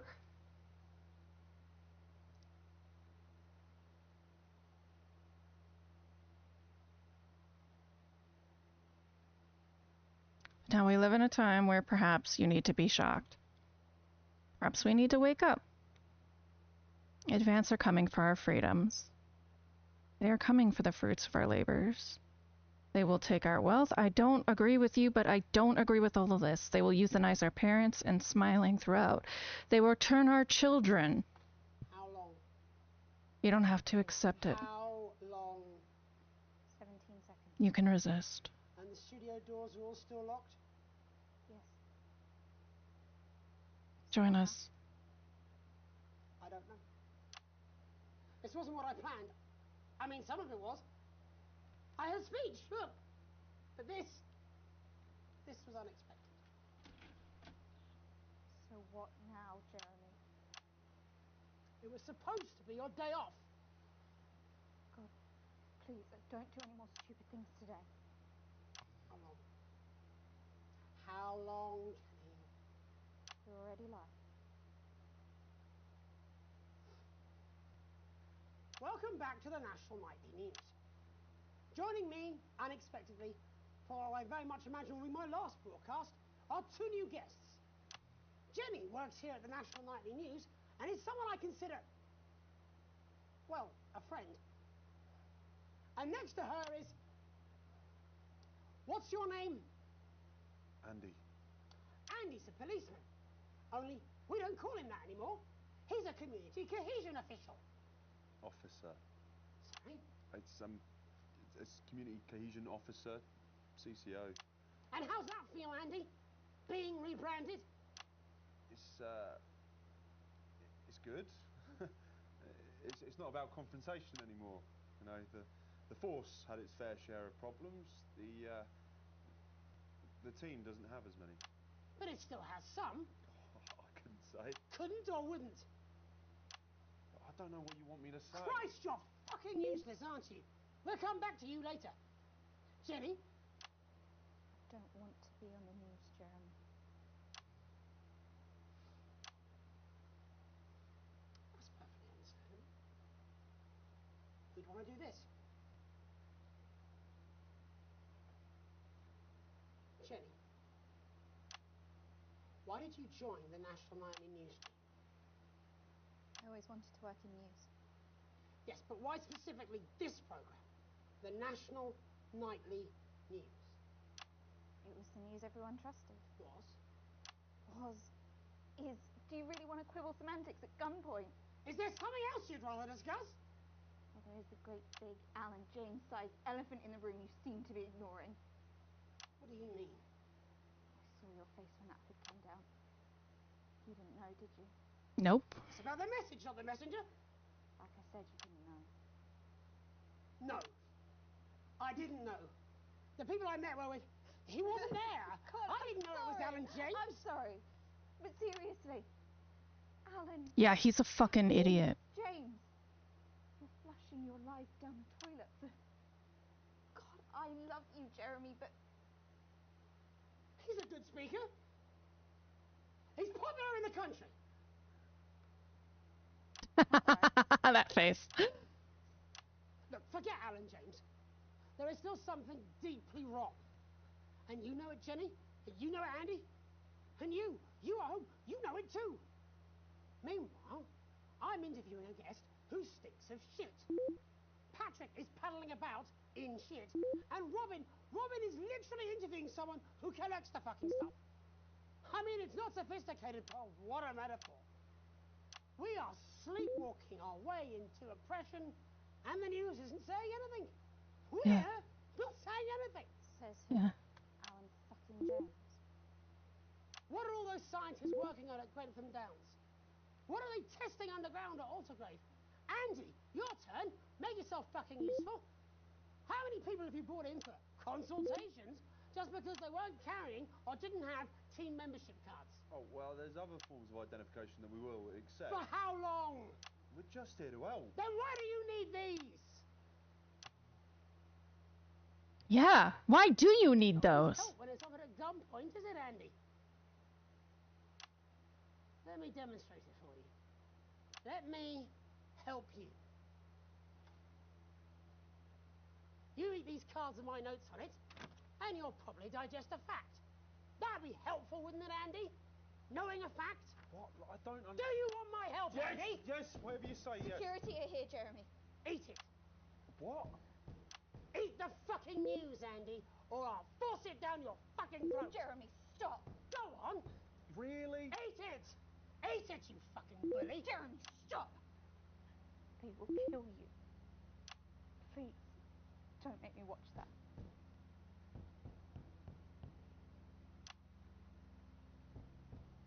Of course. You're right. Sorry. Sorry, everyone. You can put the card down now, Andy. You can go now. You too, Jenny. Fuck off over there. We're nearly done. All cameras on me.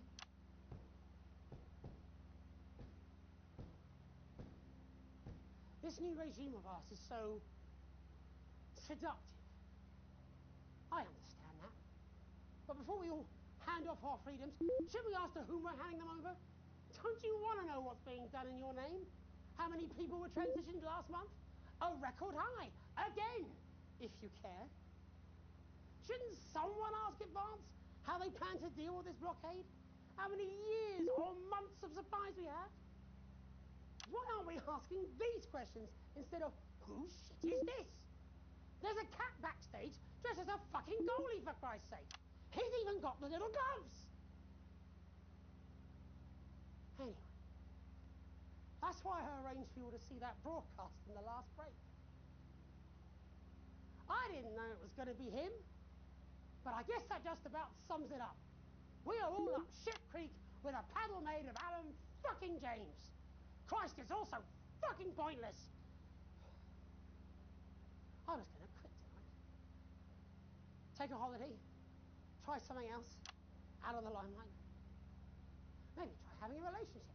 I hear they're nice. Never tried. I loved the news. And now, well... God, Jeremy, don't! I've tried my best to be honest with you, but this just isn't the news anymore. And I'm sorry. The ads. I've lost this Alex. fight. Alex, think of the consequences. I've let you down. Please, we can't show this. Cut to the ads. My name's Jeremy Now! Donaldson. Do it now! If you can. Somehow. I envy you if you can. Have a peaceful night. Jeremy!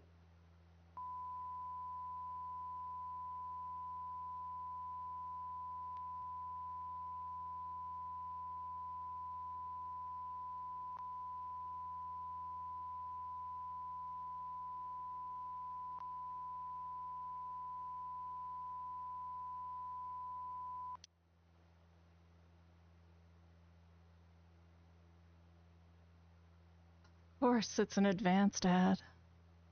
Of course it's an advanced ad. Of course I'd put that down there.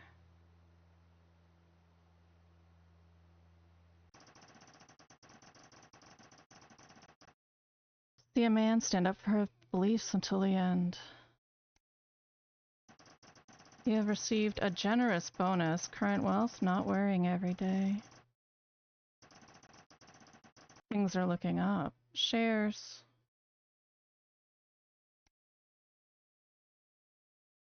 I'm so upset.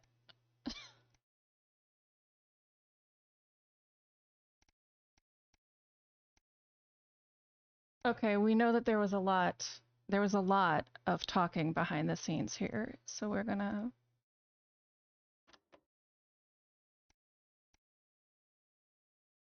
go ahead.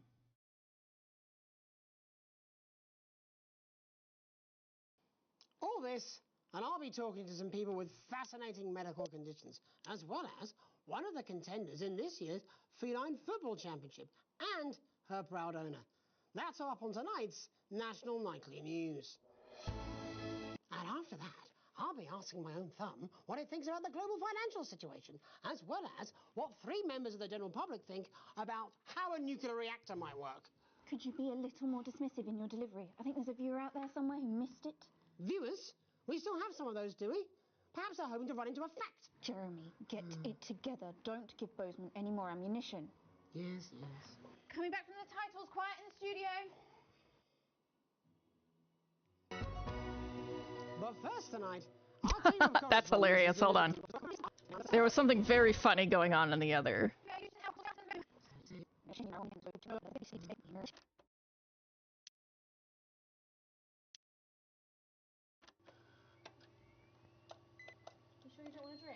No, thank you. Sure? No, I'd really best not. Like on the beach? On the beach? Really not my type. Oh, go on then. But just the one. I am supposed to be working. First, let's go to Meg to see what the scientific community has to say. Megan, how's the weather there? That poor scientist looks so happy. Glorious, Jeremy. Thank you for asking. Are you fucking kidding me?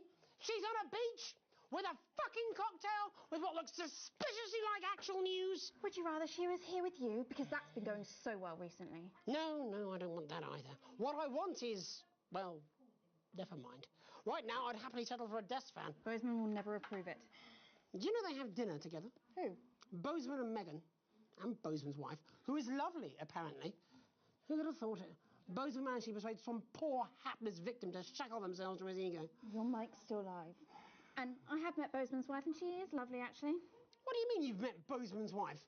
How come you've met her? I don't even know she exists. Because in the 8 years I've worked with you, I've never seen you attend a single workplace social event. I hate them, they're agonising. Yes, imagine the horror of spending an evening with your colleagues. I'd rather spend an evening with that fucking rapper. Do you remember when you used to be fun? Yes, it was about the last time we did the actual news, wasn't it? Before your lot turned into this shit. I'm sorry. My lot? Well, it's not my fault, is it? Why are you even here today? I mean, it's supposed to be your day off. I am not talking to you. No.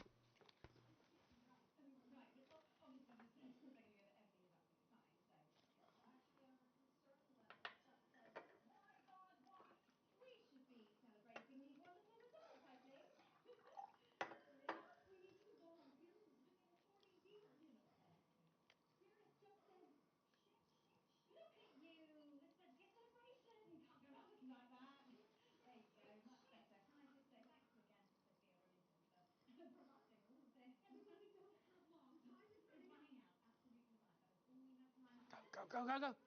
Well, that's where he made his decision. At least that he was willing to risk it. There you have it, Jeremy. Proof, if proof be need be, that everything is just fine. I'm Megan Wolf, here with science. Back to you. Megan Wolf there, attempting to do some actual news. Next, it's over to Robin Short, who's in Scritchford with some of the winners of this. You know, for a smart person, you're already thick. People want their flards more than they want their planet. Is it true Sophia Remington pays for your tennis lessons? If you'll excuse me, I have to go and work on my serve. Ho ho! Please? I know you can hear me. Don't you walk away from me. Jenny! You can get your own water, Jeremy. It's okay.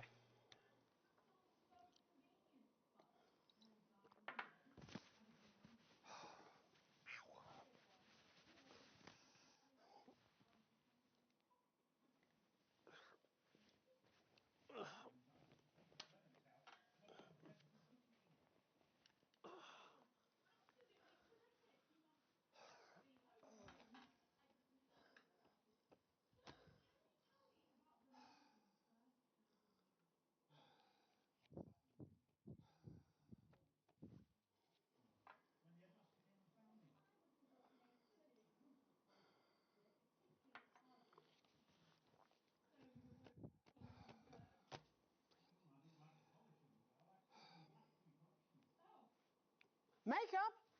Makeup! No, not that. Look, I know it's not your job, but can I get a refill, please? Look, I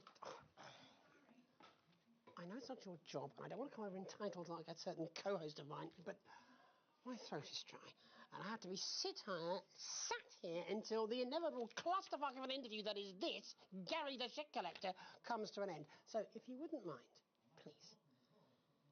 Well, go on then. Thank you.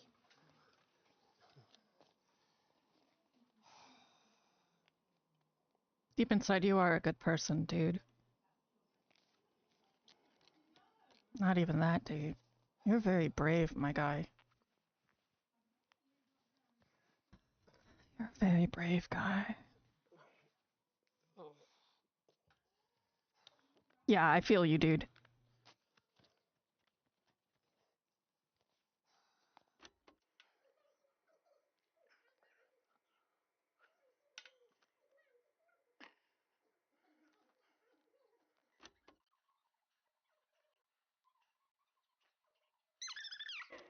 Back to you, Jeremy.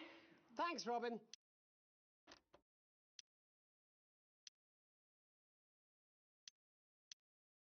I mean, it really has. I mean, does he change his tie? No. Does he wash his hair? Doesn't do Go! anything. Just get out of here, go! Stuck here in this hellhole of a place, sweating out No, not you.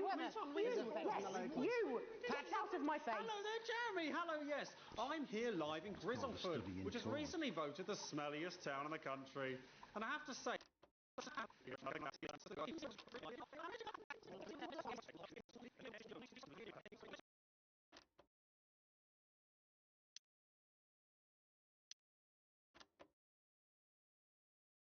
going to tell you what, mate, it's become something of vendetta. I mean, it really has. I mean, does he change his tie? No. Does he wash his hair? Doesn't do anything. But he's not also stuck here in this hellhole of sweating his arse. Unprecedented weather is affecting the locals. Patrick? Hello there, Jeremy. Hello, yes. I'm here live in Grizzleford, which has recently voted the smell...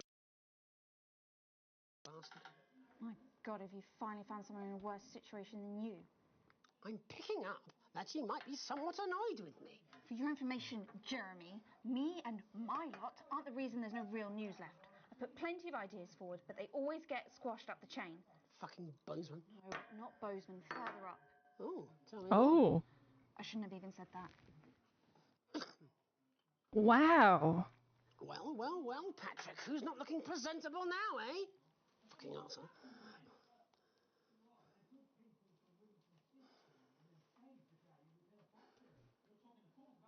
I'm gonna miss you, Jeremy. I'm gonna fucking miss your ass. I don't know how the rest of this game's gonna go without you. God.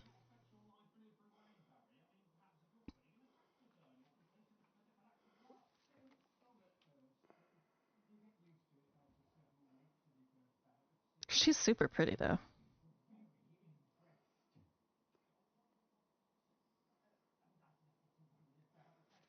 think that's enough now.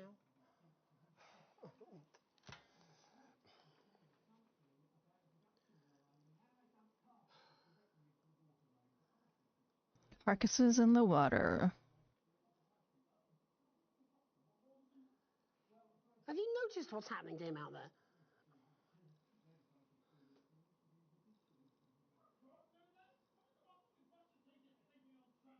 He's just called the guest a stinking old tramp. Are we really going to let this continue?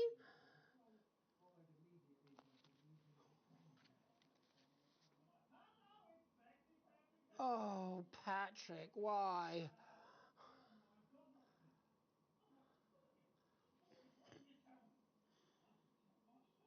No, you shouldn't. Buddy, did you not notice? He's taking his shirt off on national news. Shouldn't we cut away?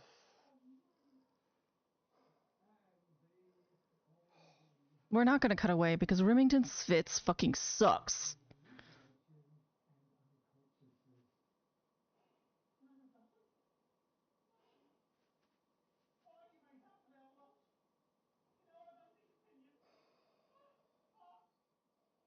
Okay, he's passed out.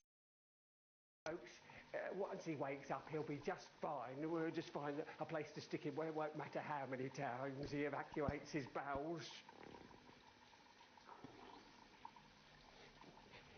Right, that's all here from Grizzleford, a town that's really making a stink. I'm Barry Lardons. Back to you, Jeremy. Right. Thanks, now, Barry. You need to stand back.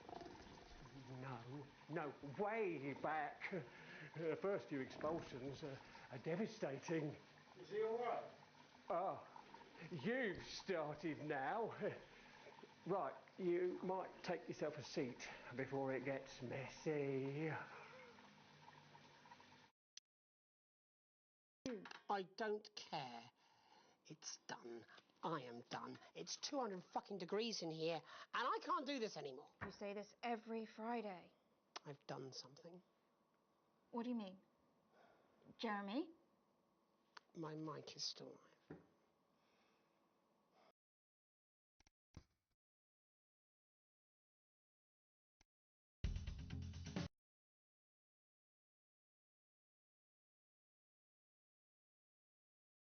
How did I miss that he was gonna do that? That's what I'm talking about? Cat football? We should be doing an interview with the War Minister, or a report from Grantham Downs. Even the weather would be more fucking relevant than this. Jeremy, please, just breathe. It's just something light to keep people's minds off things. Exactly, which is wrong. People's minds should be very much on things. Christ, it's so fucking hot. Please take your seats as quickly as you can. I can't do this anymore, Jenny. I've had enough. That's it. This is just 10 seconds. Get over yourself, Jeremy. Why don't you stop feeling sorry for yourself for 5 fucking 5, 4.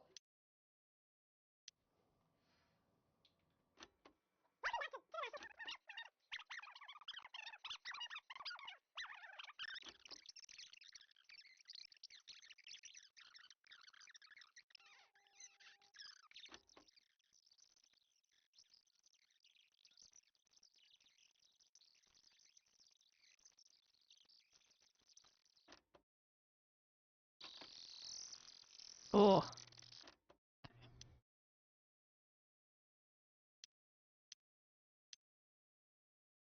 Later, I'll be talking to Professor Pumpkin, a ginger tabby with a world-class pair of penalty paws. Is that really necessary? No, it isn't. Let go. Not you. Unhand him at once. It's not. Enough! That's enough! Enough! What are you doing? Trying not to piss myself. Okay, that makes sense. That makes sense. Don't dare cut to the ads before I tell you to. Now, you in the broadcast centre.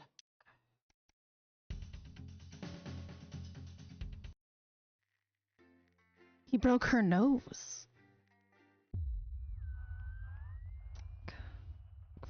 A tape to remember. You wake up still pretty in shock from what you saw on the news last night, what you had to edit on the news last night. When you come downstairs, you find your family sat in the living room, waiting for you. You take a seat on the sofa next to Sam. Sam swallows, hesitating before starting. We were so worried about you last night. After Jeremy... with the gun? Sam chokes down a sob. It was awful on national television. How could he do that? And now, after a horrible pause, Sam finally asks, "Are you okay, honey?" I can't believe he's gone. Sam glances at Charlie, then back to you. "We saw that you chose to play that tape." They pause before continuing, and I couldn't help but wonder why.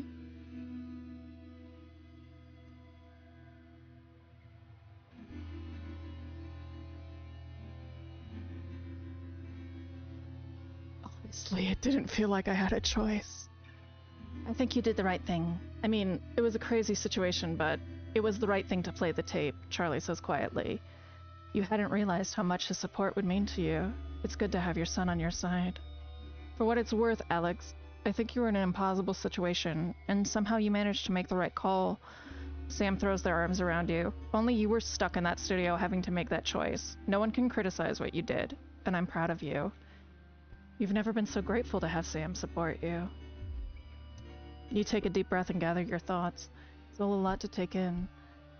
You're not sure you've fully processed what happened last night, let alone Charlie and Sam think about it all. You smile warily at your family. You're exhausted. You didn't know how worried you were about it, but as Charlie makes a stupid joke and you all laugh, you feel the tremendous tension break. Sam rubs your back and tells him to flick the TV on. You couldn't ask for better, except we're watching TV, and let's not look at TV, guys. Let's not look at TV. Oh, it's moving quite far. I'm not dead. Yet. A burden born. It's been 6 months since you and Sam last discussed Grandma's ever-increasing medical costs, and Emma, whilst very pleasant, has proved as expensive a nurse as you'd feared. You can't quite believe it's been that long already, but the sanctions are really starting to hit home now, and unfortunately the government's only solution to help the ailing elderly is a day trip to a transition center. Why does everything always seem to come back to money? This time it's you at the kitchen table, surrounded by bills and paperwork, when Sam comes to join you. Today, Emma told you that there was really nothing more you could do, except an expensive, experimental new treatment that might not even help. Sometimes your mom wants the treatment. More often, she talks about visiting a transition center. It's hard to know which she really wants. Sam puts a hand on yours. What are we going to do, honey? She's your mother. It has to be your choice. I honestly don't think she wants to live like this anymore. And it should be her choice, even if I don't agree with how they're doing it. It's hard, but it's time for the transition center. These things are never really a choice. Hopefully the kids will understand it was all you could do, given the circumstances. If only things had been different. Was there a way for them to be different? Holiday update. Just as you're finishing up breakfast, Sam comes in with the post. Oh, we got a postcard from Susie. I hope she's having fun on her trip. Is this particular song extra loud, or is it just me? It's just me. So, I've seen what feels like most of Urkistan. Really cool place, but so cold. Hope Chippy enjoyed the gift. And before you say anything, yes, you were right to make me pack the extra pair of socks. Sam gives you a small kick under the table. Next, we got the train to Cornislava, much warmer and loads of beaches to enjoy. I could have stayed there forever, but I had to head to San Palmerino before it got too cold. And I'm so glad we did. We've probably got 1 or 2 more stops before heading home, but I'll be back in time for Christmas, I promise. Hope everyone's doing well. Love, Susie. Sounds like it's been a hell of a trip. Worth every penny.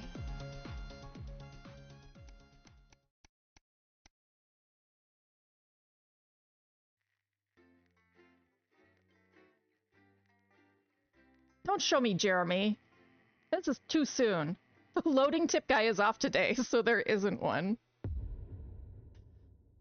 Day 371, the 20-week war. Alex, Bozeman, your boss. We're expecting deplorables from Disrupt to hack the signal tonight. Perhaps you could What is this? beliefs at home and try not to let them ruin the broadcast. Even if you don't care for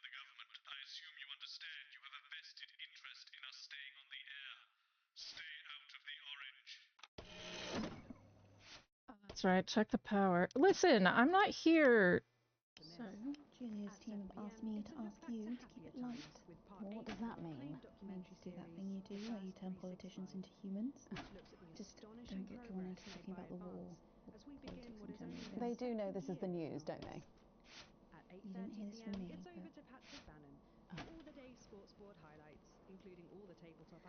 Apparently, there's a crew at Team HQ right now. Each giving a speech or something tonight. They'll get it on the late news. Oh, great. So they get the brains and we get the performing monkey. Sometimes you sound just like him, you know. How are you?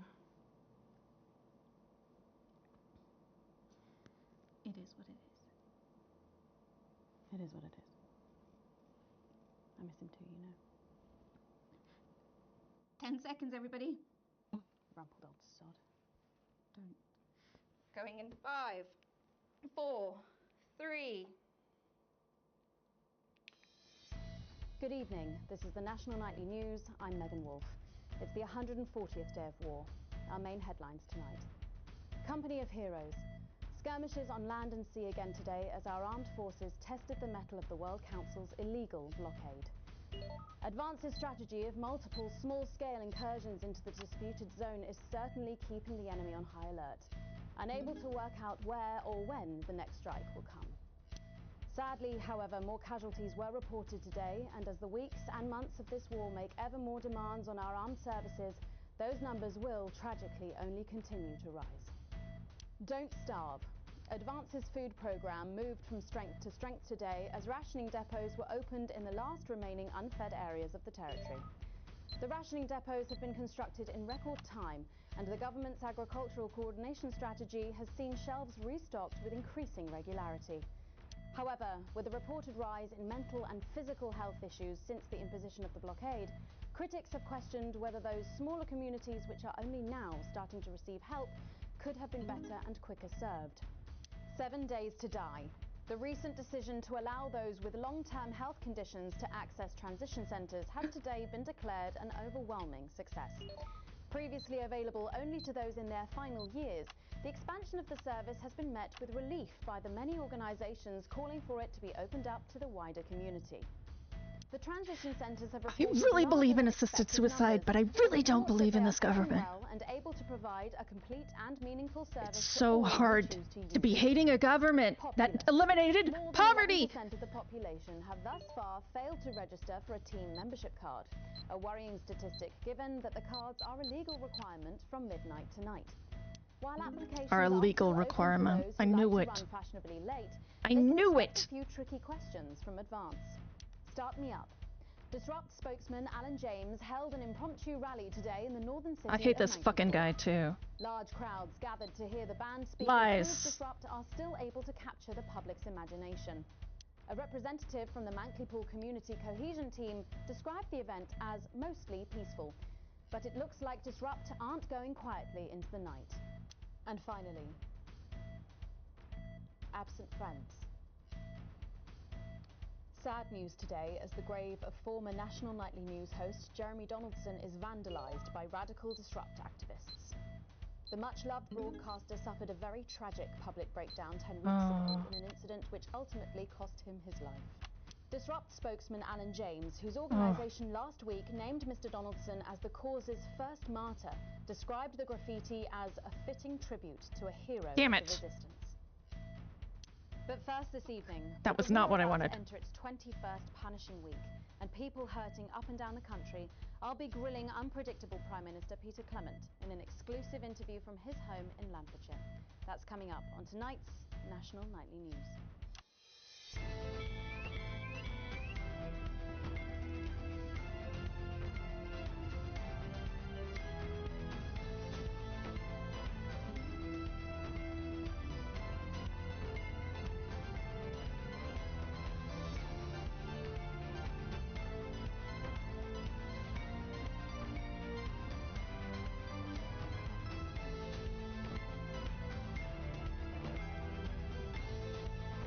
All right, hold on. Let's have a talk.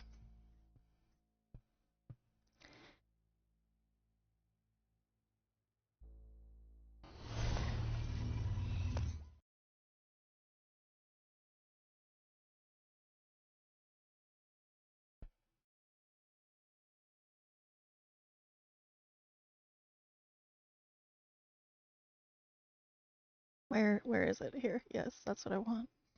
There it goes. Okay, so let's chat for a hot second.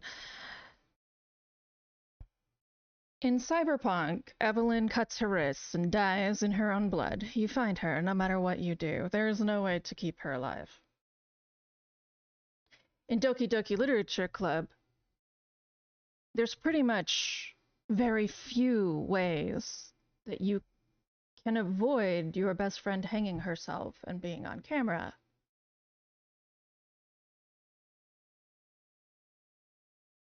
In Claire, within the first 3 hours, Gustave has put a gun to his head.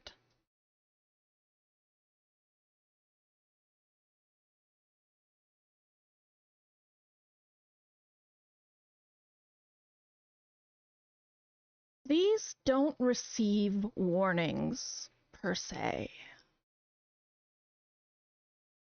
I mean, we all know Doki Doki, and Claire does have a few warnings about disturbing scenes, but suicide is treated as a story point.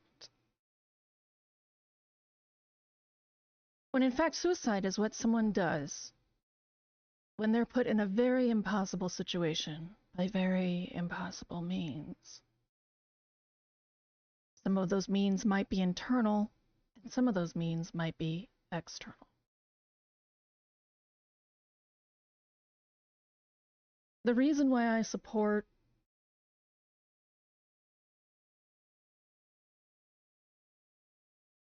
legalized euthanasia, legalized suicide, in the case of the terminally ill, is because sometimes life is not worth living.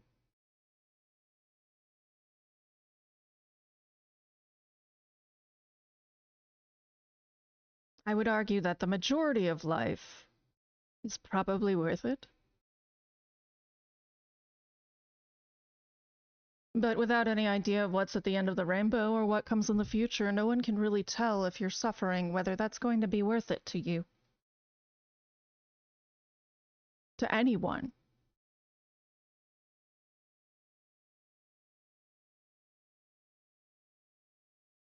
This should not hit differently because it was a person on a film. And everything is illuminated. A man who used to be a Nazi, but is also Jewish, kills himself.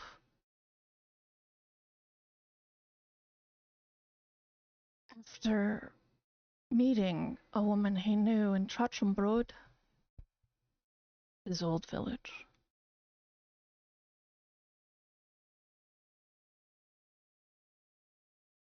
Alex, his son, says he doesn't understand and will never know why grandfather did what he did. Because grandfather told him nothing. We only know because of the magic of cinema. But for the most part, the survivors of suicide don't know anything. All they know is that you're now gone.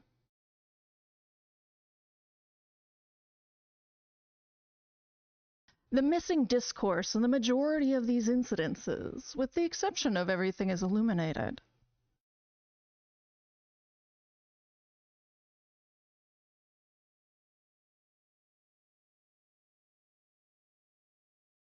is that no one was saying anything. After they're gone, you often hear the survivors say, "If only she told me."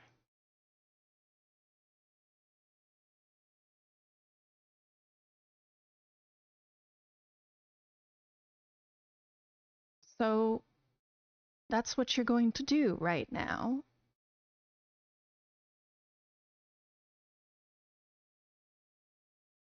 You're going to tell someone.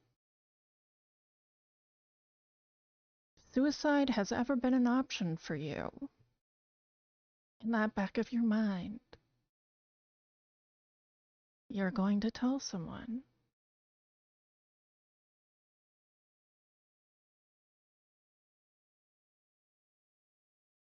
The first time I considered killing myself was after I had been raped. My friends at the time had blamed me. It was a date rape situation. I threw a block of cheese at my roommate, and I took 25 pills. Not nearly enough to hurt yourself, especially with ibuprofen. All it really does is make your liver sad for a while.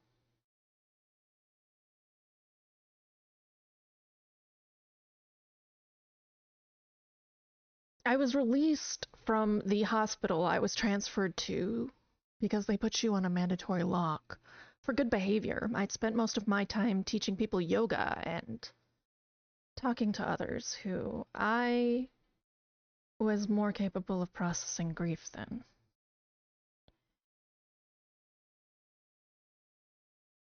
The second time I didn't take any actions. It was while I was walking all night.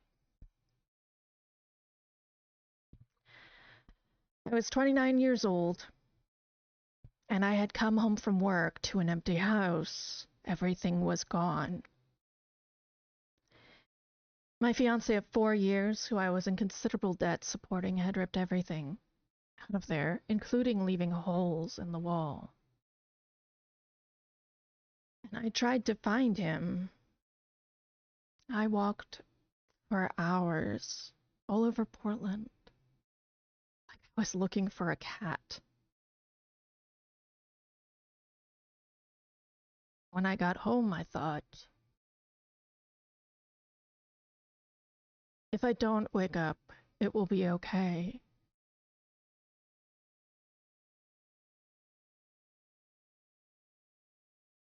The third and final time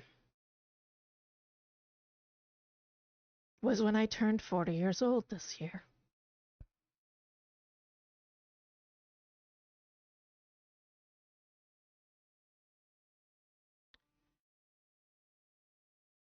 For the past couple of years,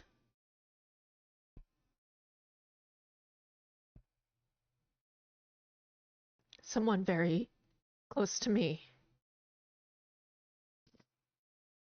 has been going through a very rough time.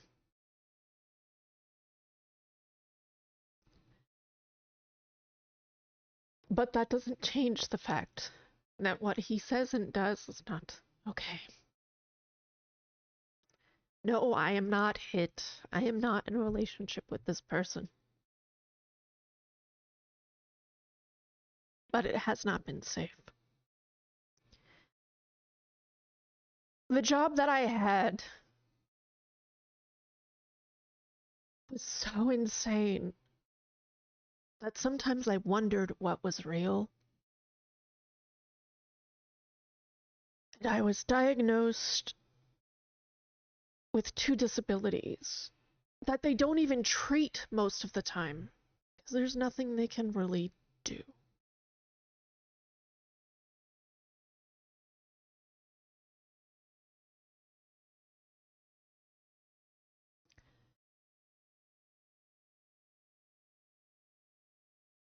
When I told someone about all of this, one of the responses I received was that I did not understand what was happening in the world around me, and I did not know the people that I knew.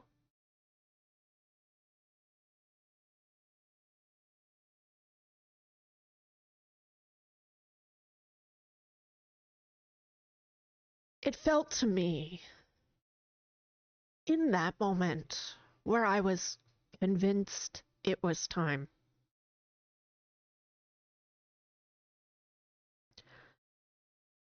that there was not enough time to find any joy anywhere.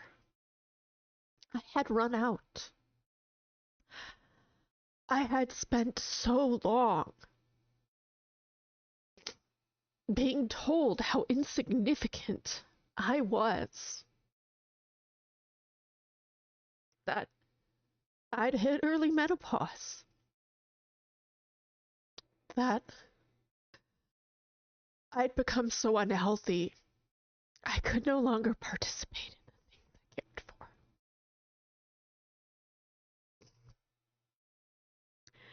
And unemployed, I had no money and no way to go anywhere. And when I asked for places to go, I was often met with, "Is it really that bad?"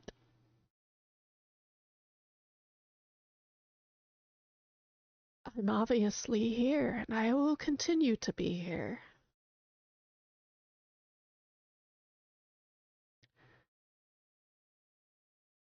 For the majority of my existence, from when I was 10 years old on, I have been in situations that could legally be defined as abusive. Some of them I found thinking I deserved them. And some of them found me knowing that I would be an easy mark. I have been left with very little to determine my worth. I am hundreds of thousands of dollars in debt. And I lose friends like some middle-aged men lose their hair.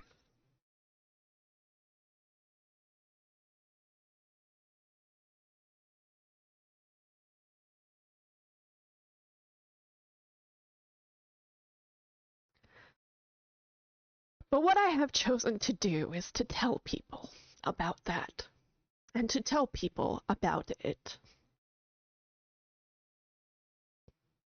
Suffering in silence does only one thing. Allows you to suffer. There is no effect on this universe from your silence. No one learns anything. You take your shame from those years of being a Nazi, if you are grandfather.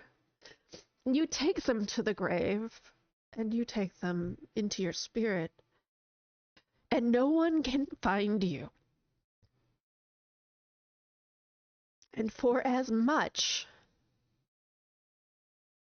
as there are things that could, and I wish would, be different, I know that I have done the right thing by never holding back these words. I will most likely never be famous, which is only a grief for me, because I cannot find that me somewhere else in this universe very easily, unless I do. I won't be able to find them hiding in a room with no door, disappearing into a flea and lice-infested attic for any privacy at all, told to shut up every time they tried to talk about their school day and that they weren't very smart after all.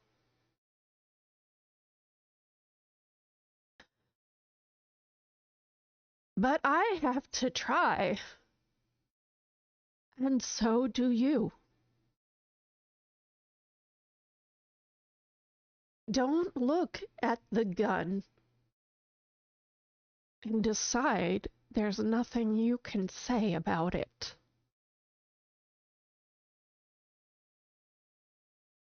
This goes further than that. Being polite, in the majority of cases, is harmless. But choosing to be polite and not talking about something that hurts, not talking about something that's wrong, maybe someone else looks at that gun because you were not there.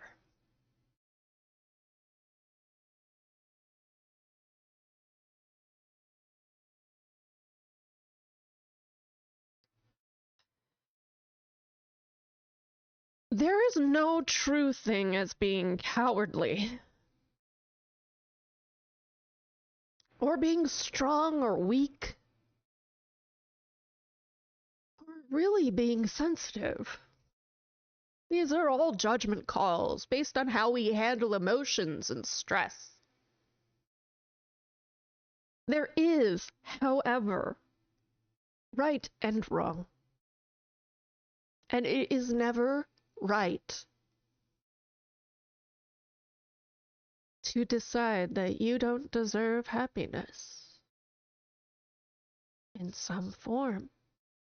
And it is never right to decide you don't want a bad day when someone else needs you. Not just because someone made fun of their shirt, but because they're in danger and it's too much for you. There is no excuse not to be invested in those around you.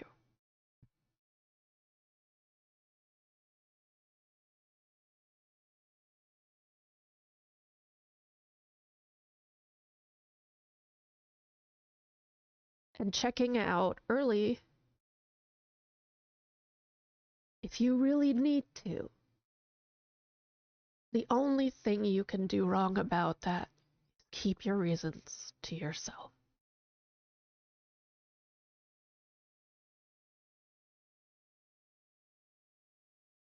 When we're sad, things are blown out of proportion, they don't make sense, and we often have ideas that aren't necessarily objective, but that's reality of communication. I can say something and you can hear something, but it's all dependent on how we understand the language we're speaking, emotions included. But if you don't try in your language, from your sad, from your box, then you died for nothing.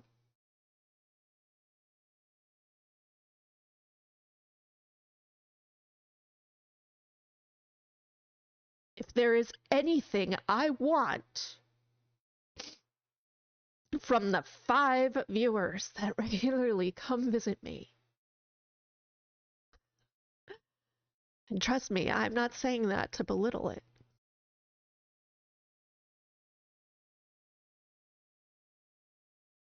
I want you to not assume that you are unimportant, or that why or how you do things don't matter. And I want you to speak up.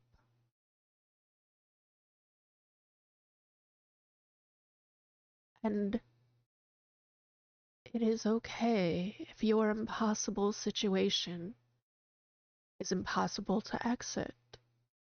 But don't fail yourself. You're the only one you've got.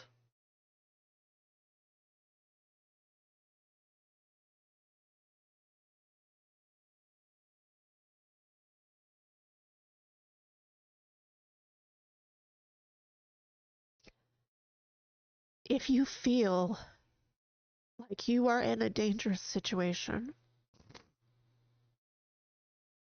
please talk to me.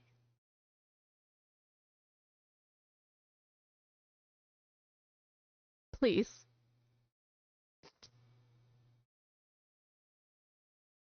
You don't have to like me. Tell anyone. Tell anyone. Tell me. Tell anyone. For my part, I'll continue to tell you.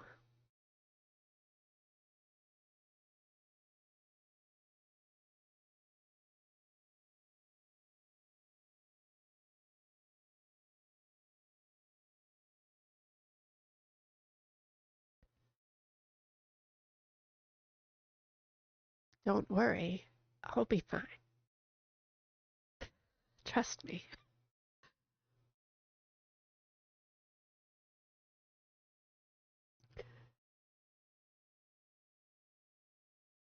the only person left who liked me at the time, leaving in the middle of the day. With everything I ever had, including my dreams, didn't kill me. Nothing else is gonna, other than things out of my control.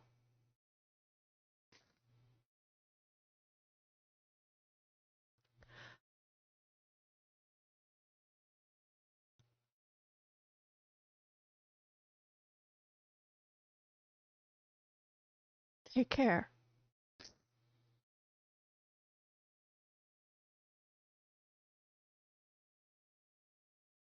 And have a good night. Thank you for coming.